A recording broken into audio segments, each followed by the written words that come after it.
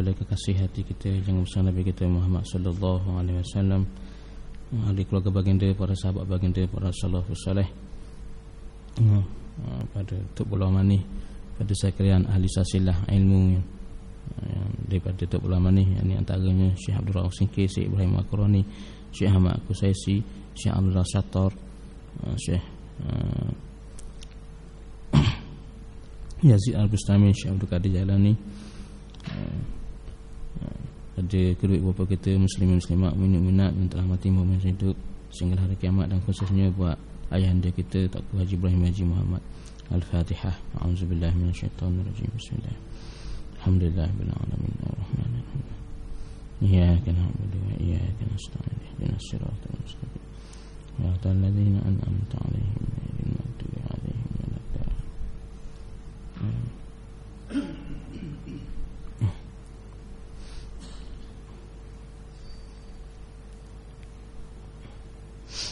A'udzubillahi minasyaitonirrajim. Bismillahirrahmanirrahim.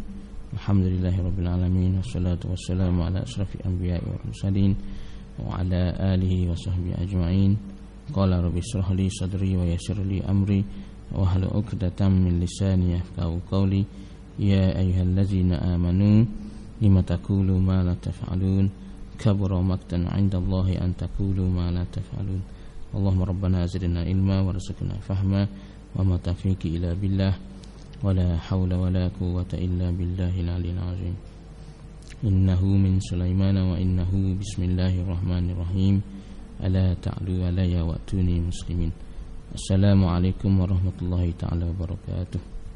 Alhamdulillah, bersyukur kita pada Allah Subhanahu wa taala dengan limpah izin, hidayah, inayah, kasih sayangnya juga, masih lagi dihimpunkan kita pada pagi yang bahagia ini di dalam masjid yang penuh barakah ini, untuk kita menyambung perkongsian ilmu kita, untuk kita sama-sama kembali kepada Allah Subhanahu wa taala sebagai hamba-Nya yang sebenar-benarnya.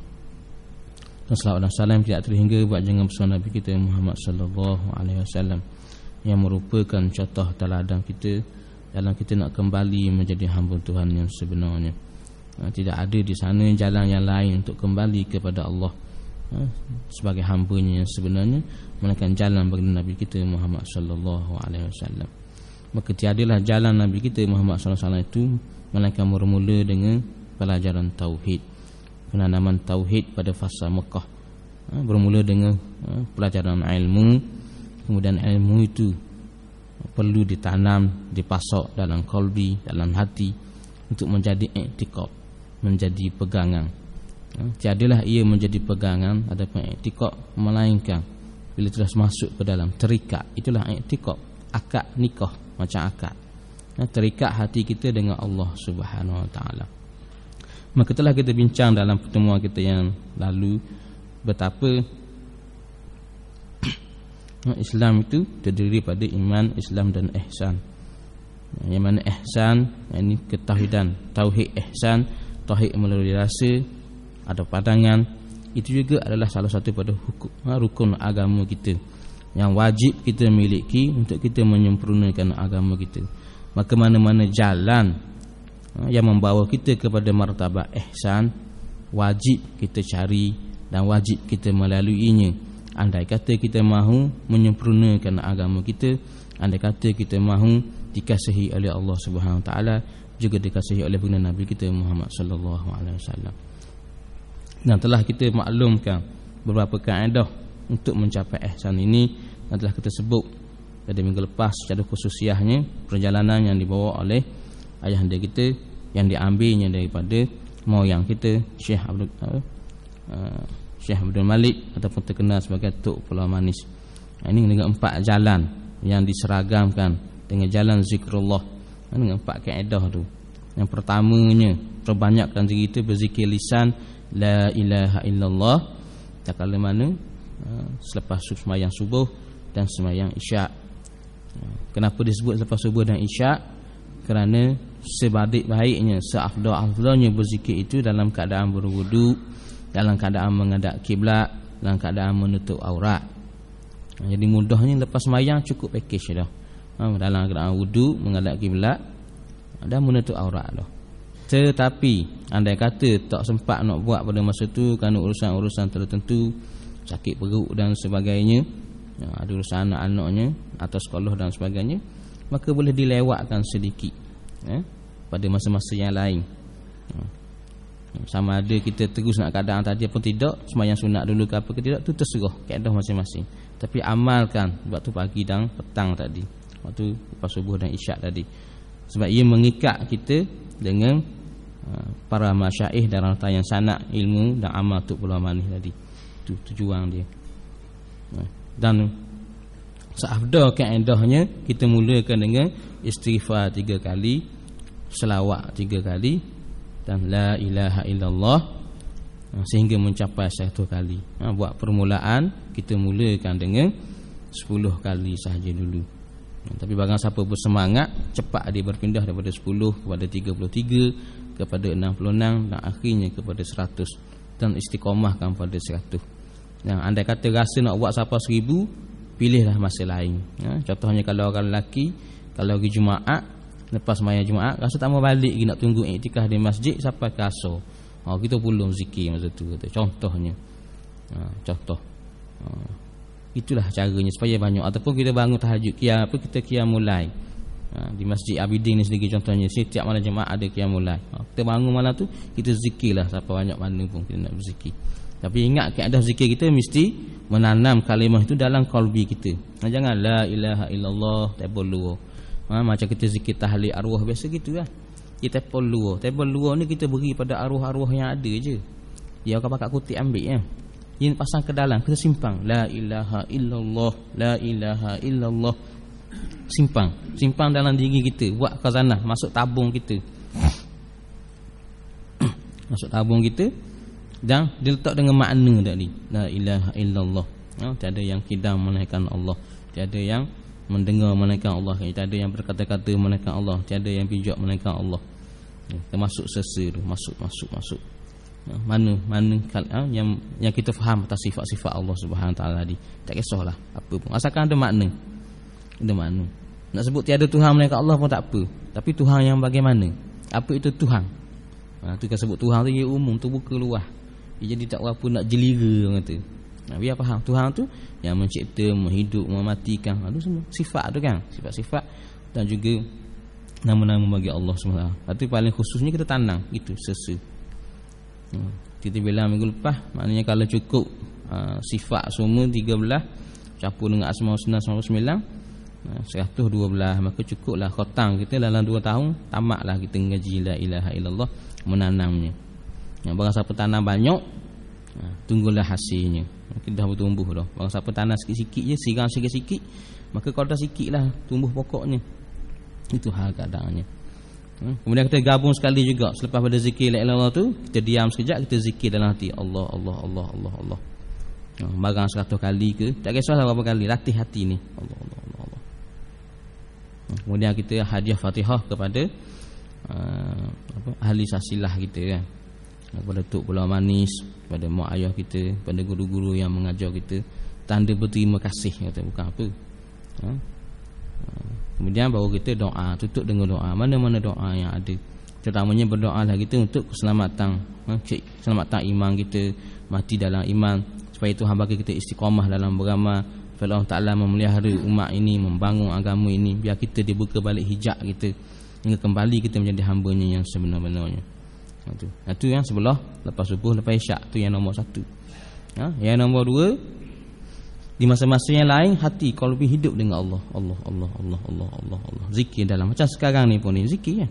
Allah Allah Allah Allah nanti. Sambil kita mendengar saya mengajar ni, zikir dalam hati. Sambil saya mengajar pun saya zikir Allah Allah Allah Allah Allah Allah Allah Allah Allah. Sebab dalam ni tak perlu pada mulut. Bagaimana terikat dengan zikir mulut, dia ada batasan dia. Kita cakap dia nak zikir dah. Tapi dalam ni kita cakap pun dia boleh zikir. Cuma pada awal ni, sebab kita tak biasa, kita cakap kan dia ingat dah lah. Dia mampu lalu, dia mati lalu dalam. Sebab tu kita kena latih Allah Allah Allah, kita betul cakap, tu dengar. Jadi kena latih kat ni dia akan hidup. Walaupun kita cakap ni dia boleh hidup. Yang besarnya, manfaatnya, bila begini halnya boleh hidup sungguh. Kita sembahyang nanti kita baca apa pun, hati kita tak lupa ke Tuhan. hati akan zikir Allah Allah Allah Allah. Maka pada saat itulah kita mencapai martabat khusyuk yang paling minima. Sebab Tuhan kata wa aqimis solah li zikri, jadikan solat untuk ingat kepada aku. Jadi kalau kita semayang, hati kita ingat ke Tuhan Allah Allah Allah Allah, maka sampai dah khusyuk yang minima, sudah sampai matlamaknya. Bukan khusyuk dalang lagi tu, kau siapa dak sedar benda macam senali buang nak panas dak sakit, waktu lagi hebat. Jadi kita telah mencapai yang minima. Sekarang ni kalau tak ingat Tuhan dalam hati ni, tak sampai hak minima. Cuma kata kalau ada pada kita pun apa disebut sebagai khusyuk emosi. Masa bila anak kita sakit, tak ada arah dah kita bersemayang, nangis-nangis kita semayang dah. Ya Allah ya Tuhanku. Kita doa tu sungguh-sungguh yang kata. Ya kena berdua, ya kena stain. Habis termasuk doa kita, hajat kita tu masa baca gitu. Sebab dipanggil khusyuk emosi tu. Sebab tu bila kita selesai masalah kita ya balik awal, balik asas mula mayang kita lebih kurang balik. Itu baru khusyuk emosi, bukan khusyuk yang sebenar-benarnya. Jangan tertipu. Dia nak khusyuk sebenarnya khusyuk rohani. Tak lupa kita pada Allah. Sehingga kita mencapai darjat di mana kita lalai, akal kita ni meraung tak lain, tapi kita tetap khusyuk. Sebab kita tetap tak lupa pada Allah Ta'ala, walaupun dalam keadaan kita lalai ngaterawa kata dalam semayang tu fikiran tu ngaterawa lagi. Tapi dalam ngaterawa dia itulah dia tetap ingat pada Allah SWT yang menghendaki akalnya begitu. Dia tak lupa dengan Tuhan. Itulah orang kata dalam lalai dia tetap khusyuk.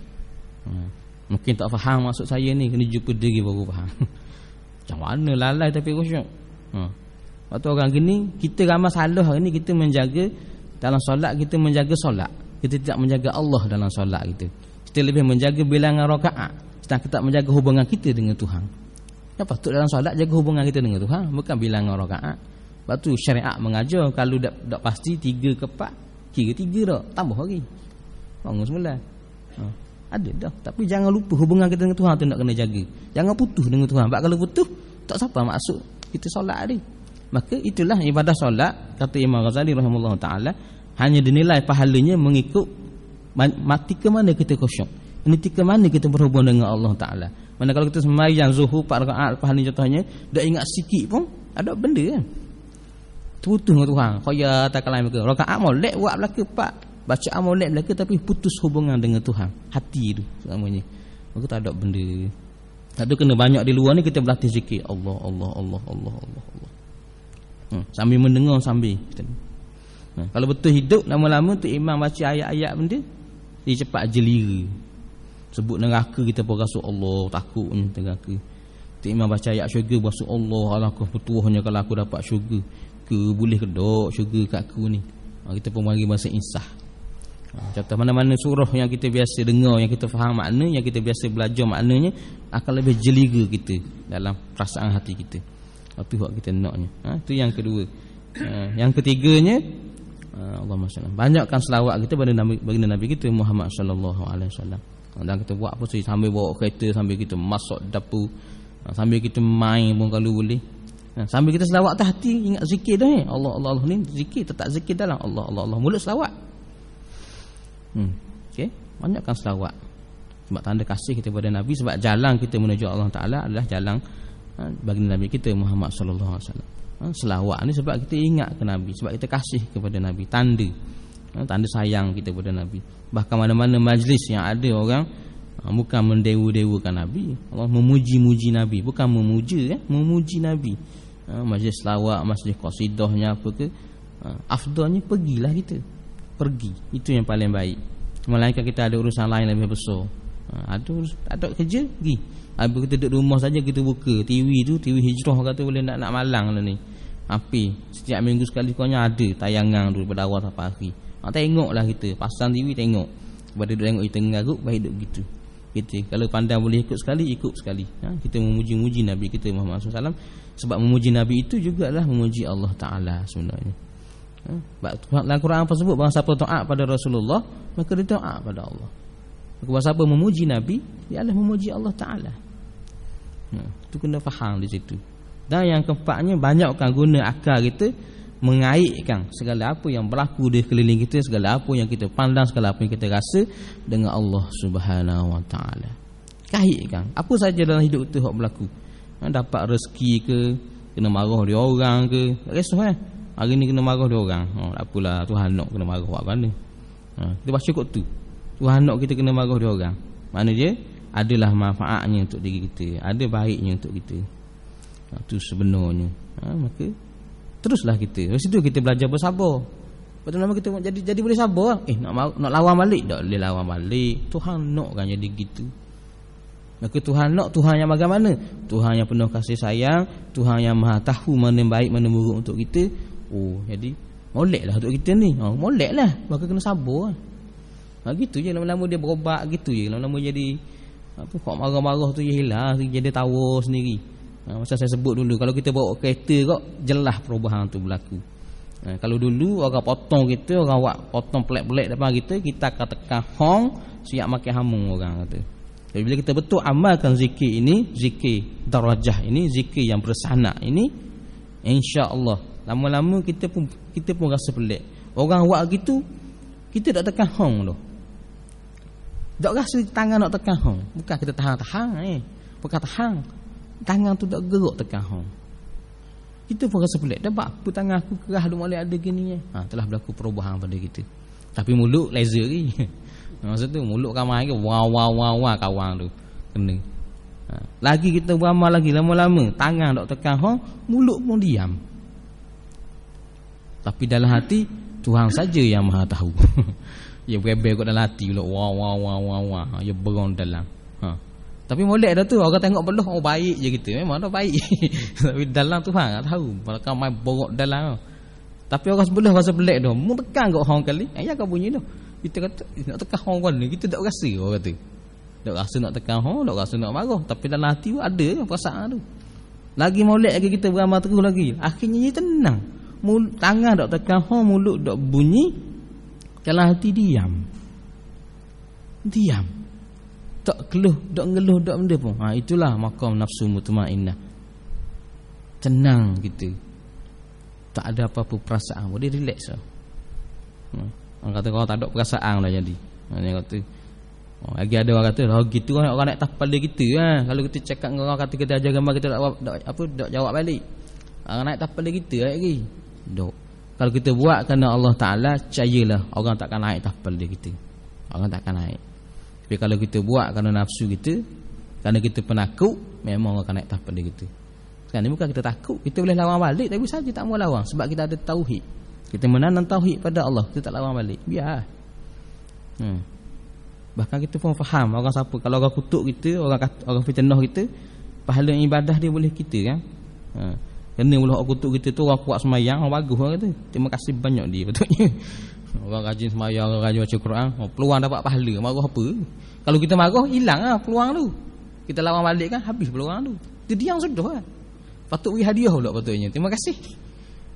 Malam awak kata saya, tak apa, ni ambil hadiah, terima kasih banyak-banyak. Itu sepatutnya kita buat. Nah, itulah martabat yang lebih tinggi. Lepas tu kalau kita bawa kereta tadi, selepas pada kita diam senyap tu, akan sampai saat jadi gitu, kita kata Masya Allah, bijak Tuhan. Ada juga lagu ni orang boleh lesen. Mu beri lesen juga lagu ni, ya Allah. Tak pernah kira otak kita ada orang bawa kereta lagu ni. Rupanya ada. Nak khabar bijakmu, bijaknya Allah SWT. Pada masa tu kita telah bersyukur pada Allah Ta'ala. Ini otak makam yang lebih tinggi lagi. Mudah nak tengok. Tadi bawa kereta rasa kan ni orang buat gitu. Boleh cek lalu diri kita duduk mana. Nombor 1 ke, nombor 2 ke, nombor 3, nombor 4, nombor 5. Mudah jadinya. Kita tahu lalu. Ni Ustaz Zulkabar dia. Orang pitah tu kita pun berasa bongok kan dengan. Allah duduk nombor 1 punya aku. Jauh lagi aku jalan rupanya. Maka terus kita berzikir la ilaha illallah, Allah. Ni sekarang ni sambil kita dengar ni, sambil kita zikir. Jangan lupa Tuhan sekarang ni. Allah. Sehingga sebanyak degupan jantung kita. Selagi mana jantung berdegup, lagi itulah. Sebab kalau kita hanya bergantung pada lidah la ilaha illallah, masa mati sebut dah minggu lepas, lidah tak nak zikir, lidah kerah, tapi hati tetap ingat pada Allah Ta'ala. Maka banyak hak dalam ni. Hak lidah kita ni mungkin jadi riak. Orang tengok buat zikir, bagus zikir. Hak dalam tak ada orang tahu. Kita pun nak tunjuk-tunjuk, dia boleh nak tunjuk hak dalam. Nak tunjukkan hak dalam, tunjuk orang pula boleh. Jadi tak tertipu. Maka banyakkan zikir qalbi. Ia akan berubah kita dari dalam tanpa kita sedari. Dengan zikir Allah tadi. Yang ketiganya, Kita sambung jeng komputer.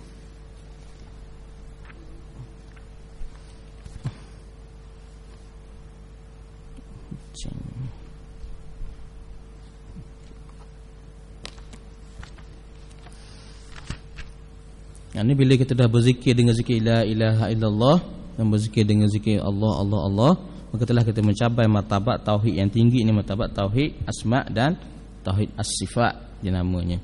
Tapi ingat minimalnya mesti mencapai tauhid af'al. Tu sekurangnya kita memandang segala ni adalah asalnya daripada perbuatan Allah SWT juga. Tauhid asma, tauhid sifat ni kita memandangkan nama-nama Tuhan, memandangkan sifat-sifat Allah yang terzahir pada alam ini. Sehingga bila kita melihat seorang ibu menyusukan anaknya, terzahir pada kita, terpandang, terasa pada kita sekurangnya, terpandang dalam qalbi kita, itulah ar-Rahman Allah Subhanahu wa taala. Itulah iradah Allah Subhanahu wa taala contohnya. Okey. Seterusnya yang ketiga, tauhid martabat hakikat. Yang ini golongan yang mencapai tauhid martabat hakikat adalah mereka yang mencapai ketauhidan dalam merasa zauq, di mana mereka merasai Allah bersama dengannya dalam segala kelakuan, sama ada melihat, mendengar, bercakap, berfikir, berusaha, bernafas dan lain-lainnya lagi. Mana tinggi, ini martabat tinggi. Mana dia tak putus dengan Tuhan tu. Kebersamaan ma'allah, rasa bersama dengan Tuhan. Ni memang tak takut benda dah orang macam ni, tak hidup dengan Tuhan dah. Seakan-akan duduk bersama dengan Tuhan. Maka baru betul dia faham firman Allah Subhanahu wa taala, wa huwa ma'akum aynama kuntum wallahu bima ta'maluna basir. Dan dia, yakni Allah Subhanahu wa taala, bersama kamu di mana sahaja kamu berada, dan Allah Maha melihat akan apa-apa yang kamu kerjakan. Surah Al-Hadid ayat 4. Terasa kita bersama dengan Tuhan pada martabat ni. Rasa bersama, tak pisah dah. Tak berpisah dah. Mana-mana pergi pun rasa dengan Tuhan. Akan lahirlah sifat-sifat jati diri mukmin yang hebat. Tak takut, berani, penyabar, bijaksana dan sebagainya akan lahir, akan zahir. Tidak putus dengan Tuhan. Keberadaan mereka adalah dari Allah, dengan Allah dan untuk Allah. Maknanya mereka buat apa-apa pun, setiap kelakuan mereka rasa kelakuan itu dari Allah. Perintah yang dia buat tu semua daripada Allah Ta'ala. Dan dibuat tu dengan kuasa Tuhan, dengan izin Tuhan, bukan hak dia sendiri. Dan tiada maksud dia buat tadi melainkan untuk Allah. Dia buat solat contohnya, dia nampak itu perintah dari Tuhan, dari Allah solat. Maka dia boleh berdiri untuk solat itu dengan Allah. Maksudnya dengan kuasa Allah lah dia boleh bangun solat. Dan dia buat ni tidak ada maksud dia melainkan untuk pada Allah Ta'ala. Tidak ada maksud, pahala pun dia tak minta pun. Buat kenapa? Untuk Allah. Aku nak Allah, bukan nak pahala, aku nak Allah, dia kata. Cukuplah dengan itu. Baru benar dia memahami kalimah bismillah, dengan nama Allah, dengan ikhlas. Itulah keikhlasan. Kita buat benda tu dari Allah, dengan Allah, untuk Allah. Tak ada hak lain dah dicari. Tidak ada dah riak. Tercabut semua dah mazmumah ni, habis cabut dah. Maka mereka sudah terlepas daripada kesyirikan ketuhanan diri, yakni qadariyah. Tak rasa satu dah hak diri, tak ada. Sudah tidak ada lagi pendakwaan itu dan ini. Sifat mazmumah semua sudah terpadam. Zahir padanya sifat-sifat mahmudah. Bila disebut tentang mazmumah, ramai orang tersalah. Orang kata mahu buang mazmumah. Tak boleh buang. Mazmumah tak boleh buang. Tapi kena tukar mazmumah kepada mahmudah. Sifat tu marah sifat mazmumah, tapi kena tukar, jangan buang marah. Kalau buang benda tu duduk pada nafsu. Maknanya barat buang nafsu. Mana boleh buang nafsu? Nafsu sebahagian daripada kita. Tukar tapi marah tu, kalau sama ni marah kerana peribadi, tukar marah kerana agama. Itu tukar gitu je. Namanya orang kata kita marah, buat orang kata kita. Jadi sekarang ni bila orang kata kita tak tahu je. Tapi bila orang kata pada Nabi, orang kata pada Allah, orang kata pada agama kita marah. Itu perlu. Yang ada marah pula orang kata ke Nabi, kita pun buat relax je. Itu salah tu. Mana boleh? Itu bukan pemaaf yang baik, salah. Mesti disalurkan pada agama. Dulu kita riak untuk peribadi, kita nunjuk kita hebat. Sekarang kita menunjuk agama kita hebat. Itu kita nak kabur. Tu panggil izzah ni. Ini sebut izzah ni, bangga dengan agama kita. Kita pun bercakap ke gimana ke, tunjuk agama kita hebat. Nak tonjolkan agama kita, bukan tonjol diri kita.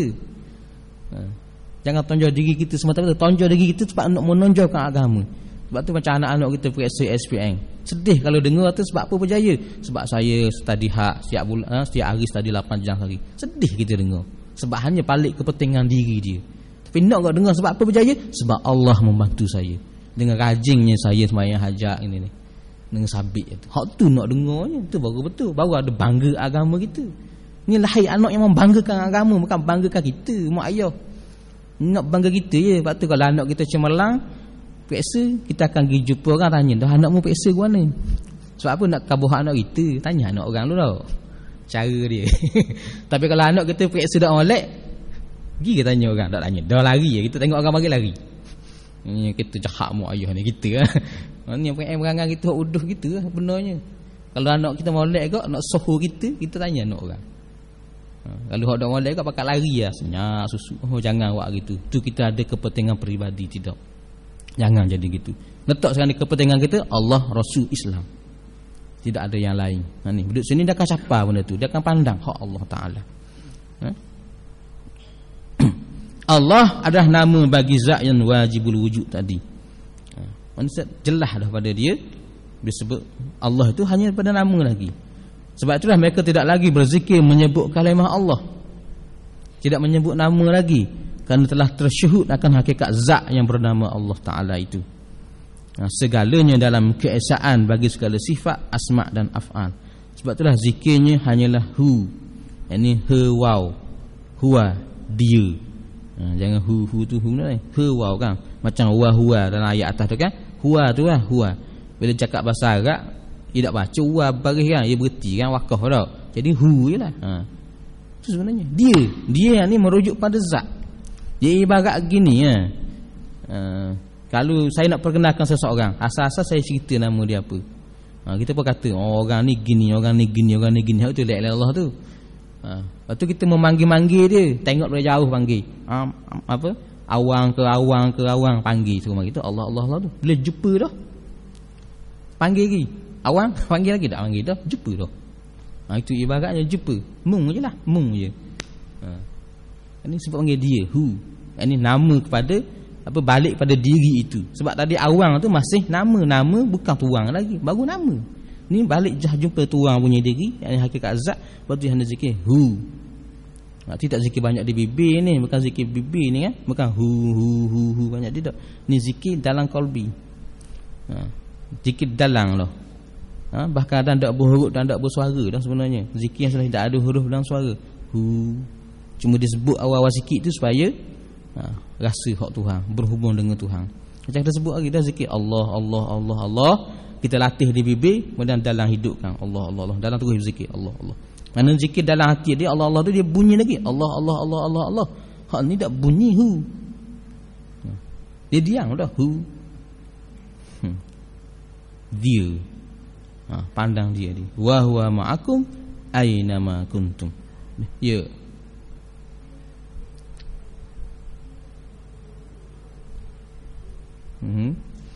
Tadi saya kata sebut, tak sebut banyak lah, sebut awal aja hu. Tu hubung hati. Tu je dia zikir dia. Tidak asal pada sebut hu. Tu panjang. Bahkan banyak lagi hak pelik-pelik. Okey, bila sebut hak pelik-pelik ni, cuba saya peringat sebab kadang-kadang kita dengar orang kata apalah zikir pelik-pelik. Tak betul zikir gitu gini. Kadang-kadang bunyi kadang. Zikir kan gitu kata. Sebenarnya kena faham molek. Ramai orang salah faham ni. Bila kita berzikir la ilaha illallah, bila kita asyik berzikir, tak siapa terlalu laju ni. Bila zikir tu dah masuk, dia masuk ke dalam. Siapa kita berzikir dari dalam dah, lidah dah nak kejar. Tu kata bunyi gitu tu. Lidah dah nak kejar. Lepas tu bunyi gitu macam-macam. Orang kata sesak tu. Tidak lalu. Kita pun gitu juga. Kita sendiri bila kita belajar, gini baru kita faham. Sebab tu Imam Ghazali rahimahullah ta'ala, bila dia tak faham, dia ikut dulu, sesai lalu. Ni betul tak salah, ni betul. Supaya saya kena gitu juga. Kita kata benda zikir aku ni ramai kali kita. Bila kita lalu tu punya zikir kita. Bila laju sangat dah nak kejar mulut. Kita slow-slow dia la ilaha. Bila kau buat 100 memang tak apa gitu. Kalau kita main buat ribu-ribu pergi gitu. Bila laju kan la ilaha illallah la ilaha illallah la ilaha illallah la ilaha illallah. Mulut dah nak kejar. Di zikir dalang jadi. Ya maknanya hati kita tu nak berzikir lebih laju pada lidah. Itu jadi bunyi itu macam bunyi itu. Tu kena faham. Bila dengar jangan kata salah dulu. Dengar dulu. Perhalusi dulu, tanya dulu. Jangan tunggu dihukum. Belajar gak bersangka baik dengan orang Islam. Nabi kita ajar dah kan, minimal bersaudara itu adalah bersangka baik. Kalau tak bersangka baik sesama orang Islam, maka tak bersaudara dengan orang Islam lah. Kena bersangka baik dulu. Jangan terus hukum. Jangan terus dihukum. Sangka baik. Pergi jumpa dia, kita tanya molek, apa muzik gitu awang? Pelik bunyi tak ada kita dengar pun. Gana tanya, dia tanya dengar gana tadi. Oh, kita kabur, kita zikir sebab laju sangat support zikir-zikir kita. Gitulah. Dia jadi bunyi gitu lah, tak ada kerja. Ada macam-macam lah. Tunggu pun kalau aku jumpa macam-macam tu. Sebab tu guru yang hak, guru yang benar, tidak zikir lagu tu depan orang ramai. Tidak buat majlis umum lagu tu, jadi penuh orang ramai. Mana itu, kalau kita buat zikir sini contoh dalam masjid kita tak lagi zikir pagi tu, habis penuh satu Kuala Terengganu ni kata. Akan buat fitnah kita. Ni nak zikir lagu tu pergi badi seorang-seorang kawasan jauh pada orang dalam hutang contohnya. Tak apa lah. Tidak timbul fitnah. Ni sebab orang ramai-ramai orang jahil kan. Ini beza zaman Tok Kenali, zaman Tok Kenali orang alim ramai. Sebab tu Tok Kenali dia guru yang besar. Tapi bila dia sampai makam fanak atau makam mabuk, Tok Kenali jalan kampung pakai pekak je. Orang ramai tak kata apa, dia orang diam. Dia tak mari dengar Tok Kenali ngajar sebab tahu dah keadaan Tok Kenali mabuk macam ni, mabuk dengan Tuhan, fanak ni. Dia tak boleh nak ngajar. Mana apa kesilapan pada zahir yang Tok Kenali buat pada masa tu, orang tak kata apa. Tapi bila Tok Kenali sedar balik, buka balik kita, orang mari ramai balik mula. Sebab orang faham nama dulu. Kita ni ramai orang jahil dek. Jahil dah suka hukum lalu. Tengok je mahal hukum lalu. Tak halusi. Untuknya kena halusi dulu. Lepas tu jangan buka benda ni. Yang jadi fitnah kan dia sebab buat zikir kuat-kuat tu buka pintu rumah kekeng dia. Buat majlis zikir rumah kekeng pintu buka kuat tu. Zikir kuat-kuat pula ya kan dengar belaka. Tu jadi bunuh tu. Lah bilik lah asing lah. Sama je. Jangan kita buat fitnah kata. Jangan fitnah. Siang kau orang ramai. Mereka jadi tersalah kerana kita salah buat. Tersalah memfitnah kita sebab kita cara kita buat tak kena. Dan sebenarnya zikir ni sebenarnya bukan nak kuat mulut. Nak banyak dalang ni lah. Tak kata nak mati dah. Perjalanan zikir lah perjalanan kematian. Orang mati tak cakap banyak. Orang mati banyak ingat ke Tuhan je. Allah Allah. Dalam ni je.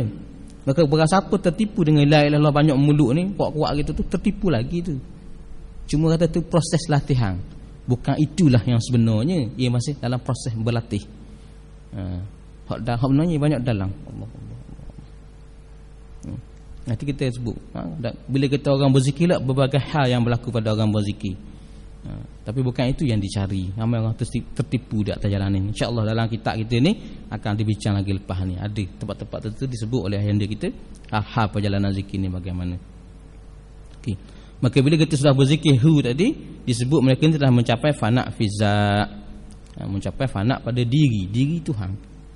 Tak pisah dah dia dengan Allah Subhanahu Wa Taala. Susah nak difahami dengan akal dan memang tak boleh difahami dengan akal. Jangan faham benda-benda macam ni, benda ketinggalan dalam dengan akal. Sebab akal tak mampu nak faham.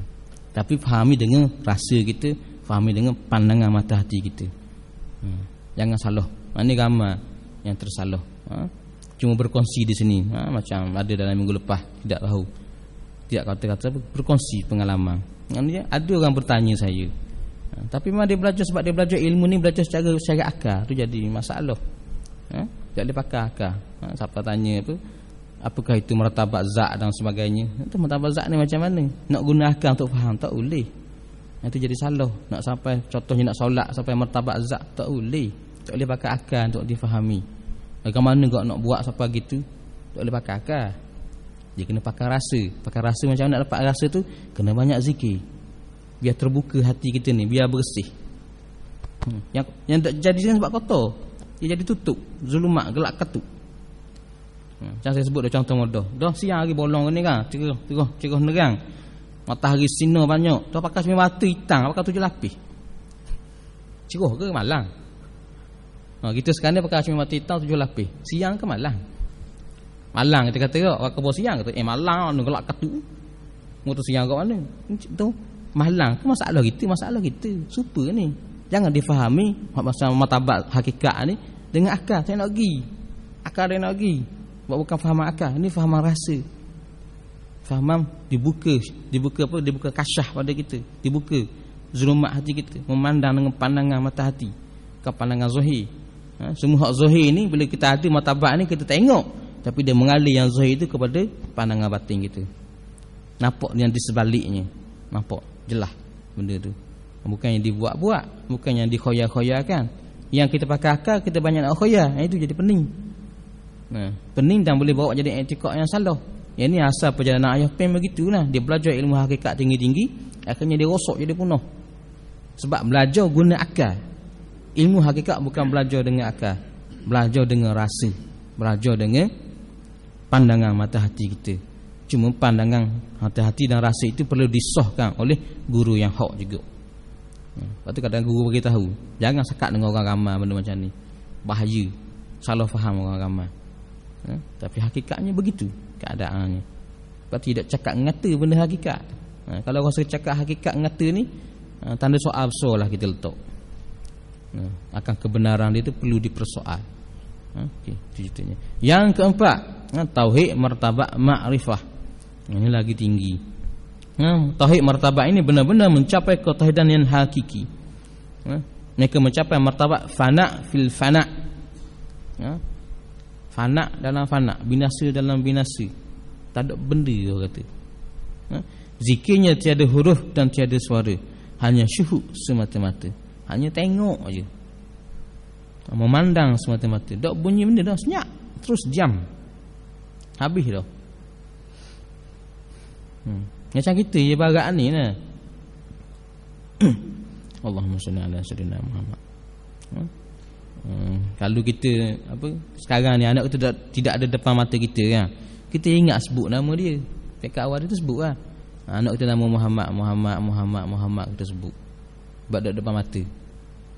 Tapi bila dia balik rumah kita tu, bukan nak sebut lagi, depan mata tengok je lah. Oh anak aku. Gitu je, memandang je. Memandang keindahan. Kalau anak kita tu indah, comel, akhlak molek, memandang. Dia rasa seronok itu, rasa gembira je. Tengok anak kita, tu lah perasaan dia macam ni. Seronok dia memandangkan hak Allah Subhanahu Wa Taala. Bukan memandang zat, sebab zat tidak dapat dipandang. Jangan salah faham. Okay? Memandang hak Allah. Tak putus dia ingatannya dengan Allah Subhanahu Wa Taala. Ibarat tak putus ingatan ni macam dia. Tengok macam Laila dan Majnun. Laila ni perempuan, Majnun tu lelaki gila, saling berkasih. Sehingga bila Majnun melihat selipar Laila pun, dia panggil Laila dah. Tengok selipar je baru, sebab kasih yang amat sangat. Siap dia peluk je selipar tu, siap dia cium je selipar tu. Laila, Laila dia kata. Tengok selipar wah, gitu ibaratnya. Kuat sangat tu hingga tak nampak selipar. Nampak Laila je lah. Kalau kita kuat sangat dengan Tuhan, maka sama fana ni, maknanya hak berlaku ni. Kadang orang kata macam gila tu. Kadang boleh tengok tiang ni, dia kata Tuhan, pergi peluk tiang tu, dia cium-cium itu. Kita kata gila dah orang ni. Memang gila pada martabat kita. Tapi sebenarnya siapa gila? Itu soalan ni. Siapa hak benarnya gila? Ada tanya soalan. Kita kata dia gila, tapi sebenarnya siapa yang gila? Cuba fikir soalan, siapa benarnya gila? Tengok benda ni. Sebab kita kalau tengok apa, barang-barang milik orang yang kita sayang, kita teringat, kita tengok barang tu teringat benda. Tengok tuan dia, tengok kereta. Orang kenal kereta saya, tengok kereta saya, ingat orang tu Ustaz Zul ada ke sini, cari je. Orang kenal kereta saya kan. Tapi kita tak ada pun dia cari kita mana. Maka orang lain punya kereta kita, dia cari juga kita mana. Tapi yang ni kata buruk adab kita dengan Tuhan. Tengok barang milik Tuhan di alam ni, tak ingat pun Tuhan. Yang ni kata buruk adab ni. Ini jahat ni orang kata ni. Kalau orang kita tengok baju kok, tengok baju Tengok betul lah baju anak kita tengok ke baju teringat kan anak kita. Siap ada tepi air mata kita ingat. Oh anak aku kena kabur. Feelingnya kata. Tapi dengan Tuhan tak feeling pun. Sebab apa? Ni zulumat banyak dalam dada. Hak ni yang nak kena dibuang. Bukan nak pakai akal faham tak boleh. Kena pakai buang ni. Memang jelas tengok alam ni, tengok pokok, tengok benda zahir. Allah. Itulah Allah Taala. Sayangnya Tuhan pada kita, kasih Tuhan pada kita. Yang tak sedar nangis gitu ya, tengok benda pun tengok ke Tuhan. Adalah rindu yang amat sangat ke Tuhan. Maka bila rindu yang amat sangat inilah, maka barulah mudah kita nak mati. Tu perjalanan kita, perjalanan mati belajar ni, belajar bagaimana untuk mati. Mati yang bahagia. Sebab semua orang mati, dan mati itu hanya sekali, maka pilihlah mati yang terbaik dan mati yang bahagia. Mati yang diredai Tuhan, mati yang kita meredai Tuhan dan Allah meredai kita. Itu yang kita naknya. Kita orang Sapan ni dia banyak tengok je, tidak putus dah dengan Tuhan. Pada martabat ini tiadalah penulis yang ayahanda kita dapat huraikan dalam buku ini. Harap dirujuk pada para mursyid yang hakiki. Kalau dirujuk pun kita akan buka cekak dalam kalangan orang awam macam ni, penuh. Maknanya kalau kita betul berjalan rohani kita dengan kita mengamalkan zikir tadi, dia akan capai benda ni. Dia akan panggil menerang secara khususiah pada kita. Ini pakai yang kamu saja. Jangan cakap dengan orang ramai, penuh orang ramai nanti. Tak boleh. Sebab benda yang khususiah. Baik adil lah orang kata. Kalau gitu, dah aci lah, dah adil lah Islam. Mana boleh gitu? Ada hadis Nabi tak khabar pada orang ramai. Kita kata ni, dia kata bagaimana mana ada hadisnya? Tidak ada hadis yang masyhur. Kena faham molek. Kita sekolah, peringkat dia peringkat macam mana? Sekolah rendah, tadika dia tak. Lepas tu sekolah rendah, lepas tu menengah, lepas tu masuk kata universiti kan. Universiti pun ada diploma, ijazah, master, PhD. Okey, ilmu PhD ajar tak sekolah rendah?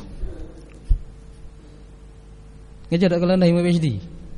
Tak ngajar. Serupa kan?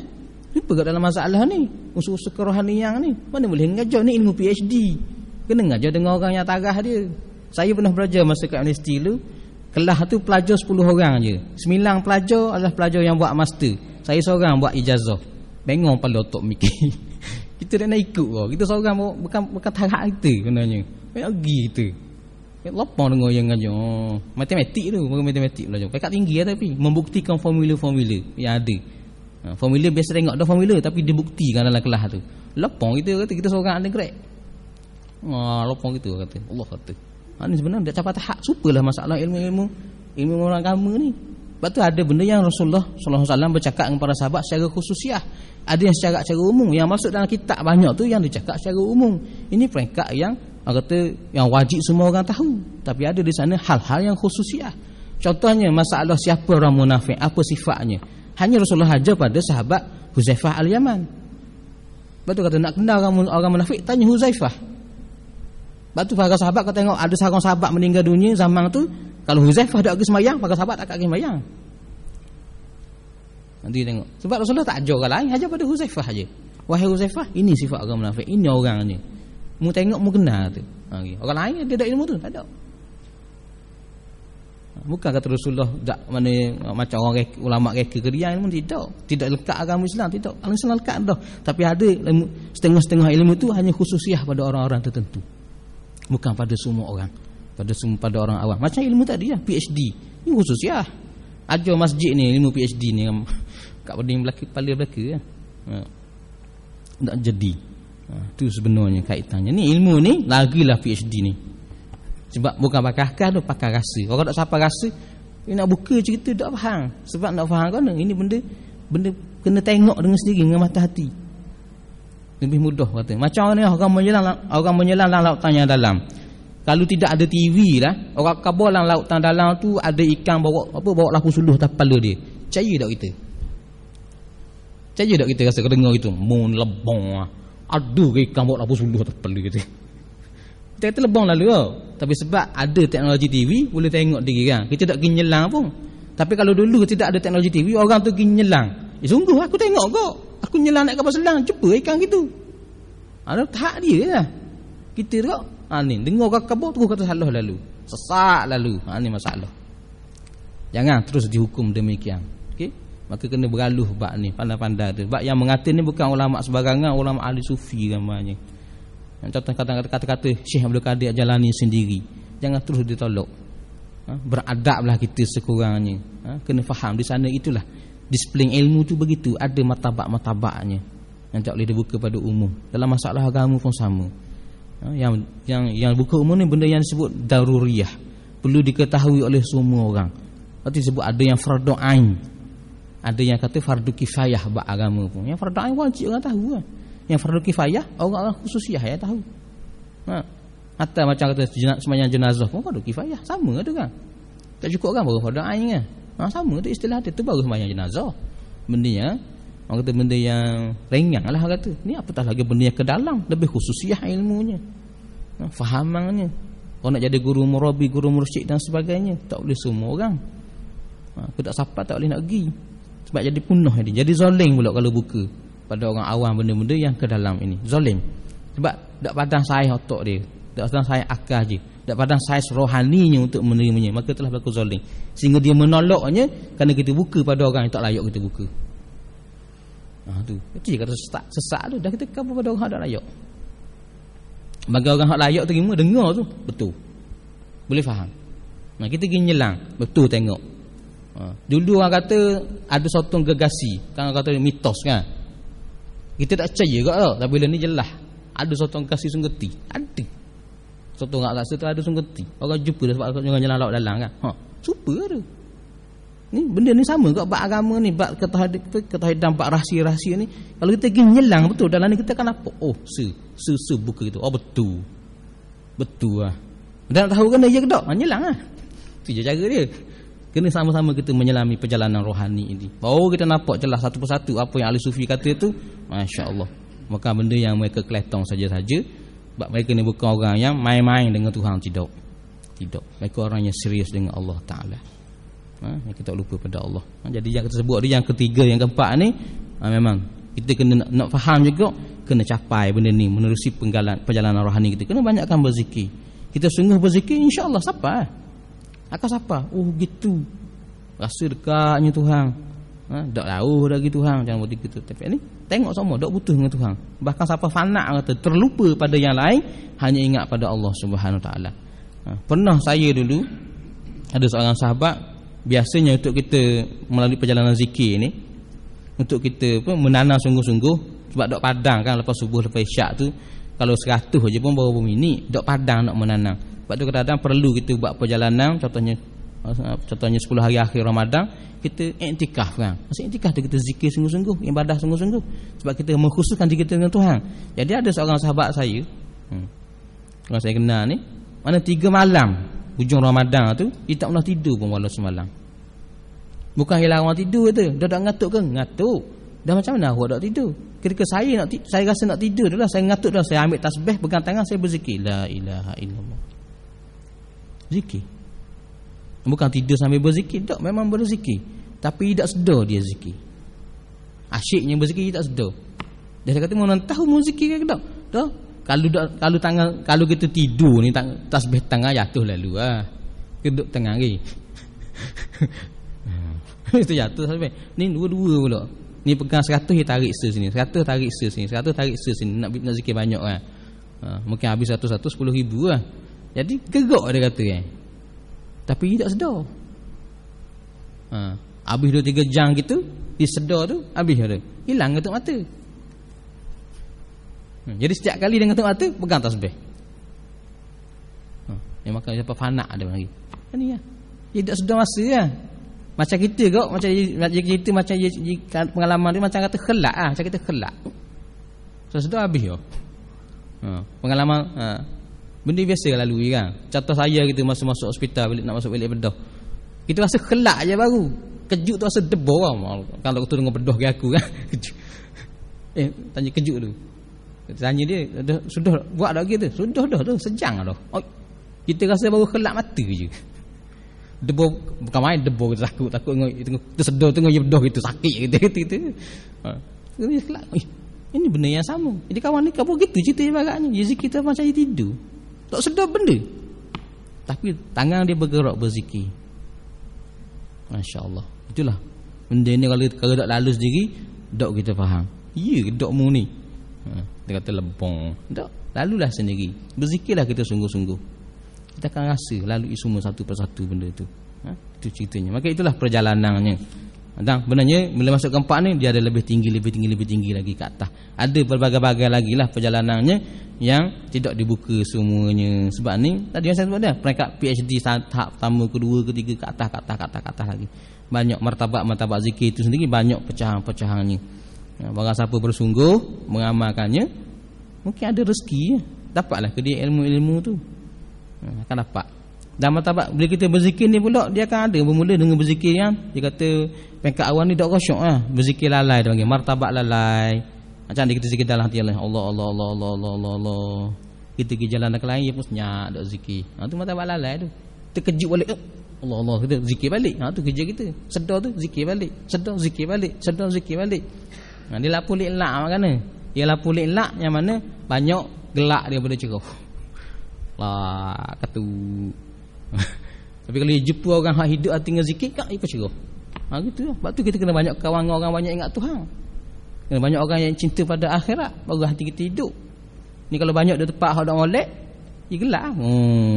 Kata dia tidur duk. Tu perjalanan. Perjalanan dia panggil perjalanan lalai. Dalam keadaan lalai, zikir dalam keadaan lalai. Pernah orang bertanya pada Imam Ghazali rahimahullahu taala, dah apa guna kita zikir? Kadang kita lalai kita zikir la ilaha illallah, la ilaha illallah. Fikiran kita merawang tak lain kita. Guna benda zikir gitu dia kata. Tak payah zikir katanya. Maka dijawab oleh Imam Ghazali rahimahullahu taala, lebih baik engkau berzikir daripada engkau tidak berzikir. Kerana sekurang-kurangnya ketika engkau berzikir lalai itu, lidah engkau telah buat kebajikan. Lepas tu kalau kita nak belajar zikir, lain kali duduk depan TV pun pegang tasbih. Tengoklah filem, tengoklah cerita benda, tapi kita zikir, tarik stay la ilaha illallah. Ada ke manfaat sampai tengok TV tu? Kedok dak pegang tasbih, habis gitu jelah. Kau tengok Nintendo Star 3 jam habis gitu jelah. Habis pegang tasbih tu. Sebab apa kena pegang tasbih? Supaya duk tangan ni galak sikit nak zikir ya. Kau tak duk tu, susah sikit nak ingat. Pegang. Ada tasbih zikir ya. Allah. La ilaha illallah, la ilaha illallah, la ilaha illallah. Habis 3 jam. Mungkin gerak dah serang tu, habis dah 100 komang-komang dah. Jadi ya. Gitulah cara dia. Slow, sikit-sikit, berdikit-dikit orang kata. Sampai betul kita ni hidup hati kita dengan Allah Taala. Siapa tu dia kata tasbih dah lah. Duk mana pun yang ingat ke Tuhan. Buat benda pun yang ingat ke Tuhan. Kita ni orang pekat awal. Kalau orang kata basikal kau rata dia kerak memang susah nak kayuh. Berat kayuh. Tu ia kerah. Tapi itulah kita terus berlatih hingga dia jadi mudah. Dia akan berpindah satu tahap ni. Ingat minimalnya capai tauhid af'al. Memandangkan segalanya adalah di bawah takluk, takdir, kudrat dan iradah Allah Subhanahu Wa Taala. Ini ke atas ni, atas barang siapa bersungguh dapatlah ia semua tadi. Itulah perjalanan zikir yang diajar oleh para ahli sufi. Cuma adalah di sana pecah-pecah lain. Kalau mengikut Syekh Abdul Qadir Jilani mungkin lain sikit, Syekh Bahaudin Naqsyabandi mungkin ada beza sikit-sikit je. Tapi secara dasarnya begitu. Secara dasarnya berzikirlah kita banyak-banyak. Biar hati kita ni hidup, zikir dia Allah, dia akan melempos seluruh badan kita. Dia akan melempos seluruh jasad kita akhirnya. Seterusnya tafakur menuju tauhid. Bab yang ke-6. Selepas kita berzikir, ini satu masuk lagi perjalanan, dipanggil perjalanan tafakur. Tafakkaru wa yatafakkaruna fi khalqis samawati wal ard. Siapa ulul albab allazina yazkurullaha qiyaman wa qu'udan wa ala junubihim wa yatafakkaruna fi khalqis samawati wal ard. Ini orang yang ulul albab, orang cerdik pandai tu orang yang berzikir mengingati Allah dalam keadaan berdiri, duduk, berbaring, dan mereka bertafakur, merenung kejadian langit dan bumi ini, kejadian alam ini, untuk ingat dia kepada Allah Subhanahu Wa Taala. Wahai para perindu Allah, amin ya rabbil alamin, moga kita semua termasuk dalam apa yang disebut oleh ayahanda kita ini. Jangan beribadah mencari zauq. Kalau tadi kita sebut sebelum ni, ayahanda kita ajar suruh kita beribadah. Ibadah apa? Dengan zikrullah antaranya. Hak lain pun zikir juga. Puasa tu zikir juga niat kita. Ada, kena hadir perasaan tu. Zikir dalam qalbi ni terutamanya mesti ada bersama kita buat apa saja ibadah dia. Mesti ada. Jangan lupa ke Tuhan. Ke ayat kita kata jangan beribadah mencari zauk. Zauk ni rasa seronok. Sedap zikir. Sedap semayang. Jangan dicari sedap. Juga jangan mencari kasyaf. Kasyaf ni terbuka hijab hingga boleh nampak alam-alam gaib. Contohnya nampak alam jin, hatta nampak alam malaikah, hatta nampak alam barzah macam mana, hatta nampak mungkin terbuka kita akan syurga dan neraka macam mana. Boleh terbuka. Jangan dicari benda tu. Bahkan jangan dicari karamah sekali pun. Mama tabak para wali Allah akan ada karamah kan, benda-benda yang mencari adab. Jangan dicari. Dan juga yang lain-lain daripadanya. Jangan dicari hak lain. Sebab ada orang dia berzikir untuk tengok alam jin. Sebab dia nak berobat, nak jadi Tok Bomo. Jadi hebat Tok Bomo. Jadi rugi. Tertipu dia. Jangan dicari benda tu. Bila tengok jin, tengok apa jin bukannya lawa. Mana ada jin lawa? Tak ada jin lawa. Jin uduh belaka. Dia tunjuk pagi tu mari kau cakap nak tengok kata. Senok tok orang kata. Orang buniang boleh tahan kira. Jin boleh. Orang buniang ni setengah ulama kata manusia, tapi yang manusia halimunan. Bukan jin orang buniang ni. Dia manusia. Ada setengah ulama mengatakan orang halimunan ni adalah orang buniang ni adalah sahabat Rasul, keturunan sahabat Rasulullah yang tidak mahu terlibat dalam perang. Yang mana Rasulullah berdoa kepada dia supaya jadi gaib. Sebab wajib perang kan. Masa zaman tu dia tidak mahu perang. Dia minta mana puak dia tu diraihkan oleh Rasulullah dengan doa jadi halimunan. Tu dipanggil orang orang buniang. Ini satu pandangan. Sebab tu boleh kahwin dengan orang buniang sebab manusia kau. Cuma anak campur lah antara buniang dengan manusia. Hak manusia lebih buniang lah dia. Gaib lah dia. Lebih belah manusia zahir lah dia. Tu pandangan ulama. Jangan tanya pula saya lagi mari mana kau. Ini jadi isu start down pula. Lah gitu. Nak cerita je pandangan ulama. Mungkin betul mungkin salah, bukan dijadikan etika. Tak percaya sudah tak masalah. Hanya sebagai maklumat saja. Mungkin di sana ada kebenarannya. Sebab mereka pun ulama buat kajian juga, bukan saja dia kata. Cuma tidaklah di buku kajian dia tu dia buat buat tesis pula. Tidaklah gitu. Sebab tidak sama gitu. Okey. Mana ni? Jangan dicari tadi itu kerana ia akan menjadi hijab dan tertipu dengan syaitan. Sebab kalau kita cari situ mudah kita ditipu oleh syaitan. Dan kita terhijab dengan Allah Ta'ala sebab kita mencari yang lain daripada Allah Ta'ala. Jangan dicari seronok. Sebab tu jangan kita cari zikir kan la ilaha illallah, la ilaha illallah. Siapa nangis gitu. Seronok kita zikir. Ataupun kata mabuk ke diri kita berzikir. Jangan dicari benda tu. Jangan jadikan itu satu ukuran. Dan kalau kita zikir ni ketung rasa la ilaha illallah, la ilaha illallah. Dak rasa benda kata zikir. Jangan kata tu tak betul. Jangan kata tu dak comel. Jangan. Tidak ada. Bukan itu nilaiannya. Sebab ada orang kata kalau kerah gitu ada makna dia kata. Ada yang siapa mabuk ke diri ada. Ni kata mabuk ke diri sikit sebab dia boleh zikir lagu rock. Memang macam orang nyanyi lagu rock Kan tengok orang disco kan nyanyi lagu rock kan lepas tu. Mabuk ke diri dak. Berhamar kali yang lagi serupa kalau kau zikir sungguh-sungguh sampai ribu-ribu gitu, dia boleh jadi gitu mabuk ke diri macam lagu rock Jangan dicari benda tu. Bukan itu yang menyatakan kebenarannya. Sebab ada setengah tempat yang pengalaman ayahanda kita dia pergi guru kata mengiktiraf murid yang betul adalah bila zikir sampai gitu. Betul dah mu. Sebab gitu dah mabuk orang tu. Betul dah mu zikir. Tertipu lagi sebenarnya. Apatah lagi bila terbuka kasyah nampak jumpa boleh tengok jin, boleh tengok malaikat, hebat dah. Salah, bukan itu tempatnya. Sebab semua ni boleh ditipu oleh syaitan. Syaitan boh dia Azazi, iblis laknatullah telah melalui semua perjalanan ini. Iblis tahu belaka dah perjalanan ni bagaimana, selok-beloknya bagaimana, maka dia boleh tipu kita bila masa. Dia tahu dah. Contoh tadi kalau kita nak pergi KL kan. Hak betul kata. Hak betul KL sana kan. Tapi di sana boleh juga orang buat KL yang tipu. Boleh tak? Apa boleh tengok filem movie banyak kan? Dia buat apa? Macam cerita cowboy kan, buat filem cowboy kan. Mana ada cowboy zaman sekarang. Kalau dia buat kita tengoklah filem macam je tau. Siap buat bandar tengah padang pasir tu, buat naik keping gitu je. Kita tengok kau macam bandar betul. Super setan boleh buat agak gitu kita. Dalam perjalanan rohani pun syaitan boleh kecek macam tu. Dia boleh tipu macam tu. Kalau kita mencari benda tu, syaitan boleh kecek. Dia pun buat, okey, hari ni kita ajak dia pergi jalan sini tempat ni. Kita kabar dia sugar ni. Dia mana pernah kisah apa sugar? Dia kata, oh syaitan kecek lah tu belakang mereka. Yang sugar dah mau duduk mau hari inilah pembukaan sugar. Kita kata, oh ya. Kita pun rasa lebih, rasa hebat. Oh aku dah sampai ke syurga rupanya. Tu syaitan naknya tu. Kita rasa nyombong dah. Itu sebenarnya tipu daya. Sebab tu jangan dicari benda tu. Jangan dicari kita zikir, mari warna hijau semua, nampak hijau beku, warna hijau belaka ni. Oh, nampak malaikat dah ke, nampak datang pula datang lelaki berjubah pula dalam mimpi kita semua. Waktu kita ambil kira sebagai betulnya kita zikir. Salah, jangan. Tak tu semua tu. Itu semua tipu daya lagi. Mudah ditipu oleh syaitan. Mudah ditipu oleh iblis laknatullah. Jangan tertipu dengan semua ini. Tapi beribadahlah mencari hakikat tauhid. Carilah wajah Tuhanmu melalui renungan pada dirimu. Sesungguhnya pada dirimu sudah nyata akan dirinya. Mana kita beribadah ni nak cari hak Tuhan, hakikat tauhid, hakikat kehambaan, hakikat menesakan Allah Subhanahu Wa Taala. Mana kita nak cari tengok benda apa pun teringat kita pada Allah. Hak tu kita nak carinya.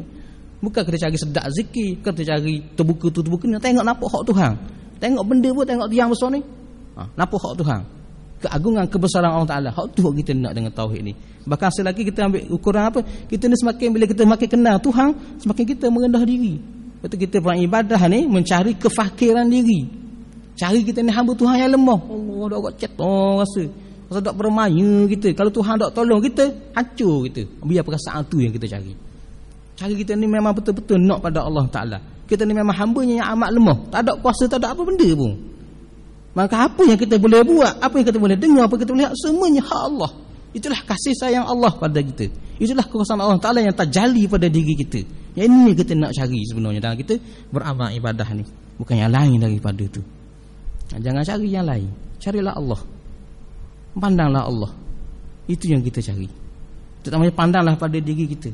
Renung pada diri kita. Sebab di sinilah kesempurnaan terjali hak Allah Subhanahu Wa Ta'ala. Telah kita bincang dalam bab-bab sebelum ni. Kalau pada alam ini semata-mata tak jelas kelihatan padanya sifat iradah Allah Ta'ala. Tidak jelas sifat ilmu Allah Ta'ala. Tapi bila padik pada diri manusia, di sini ada terjalin iradah Tuhan. Ini pada nafsu kita, ada terjalin ilmu Tuhan. Ini pada akal kita.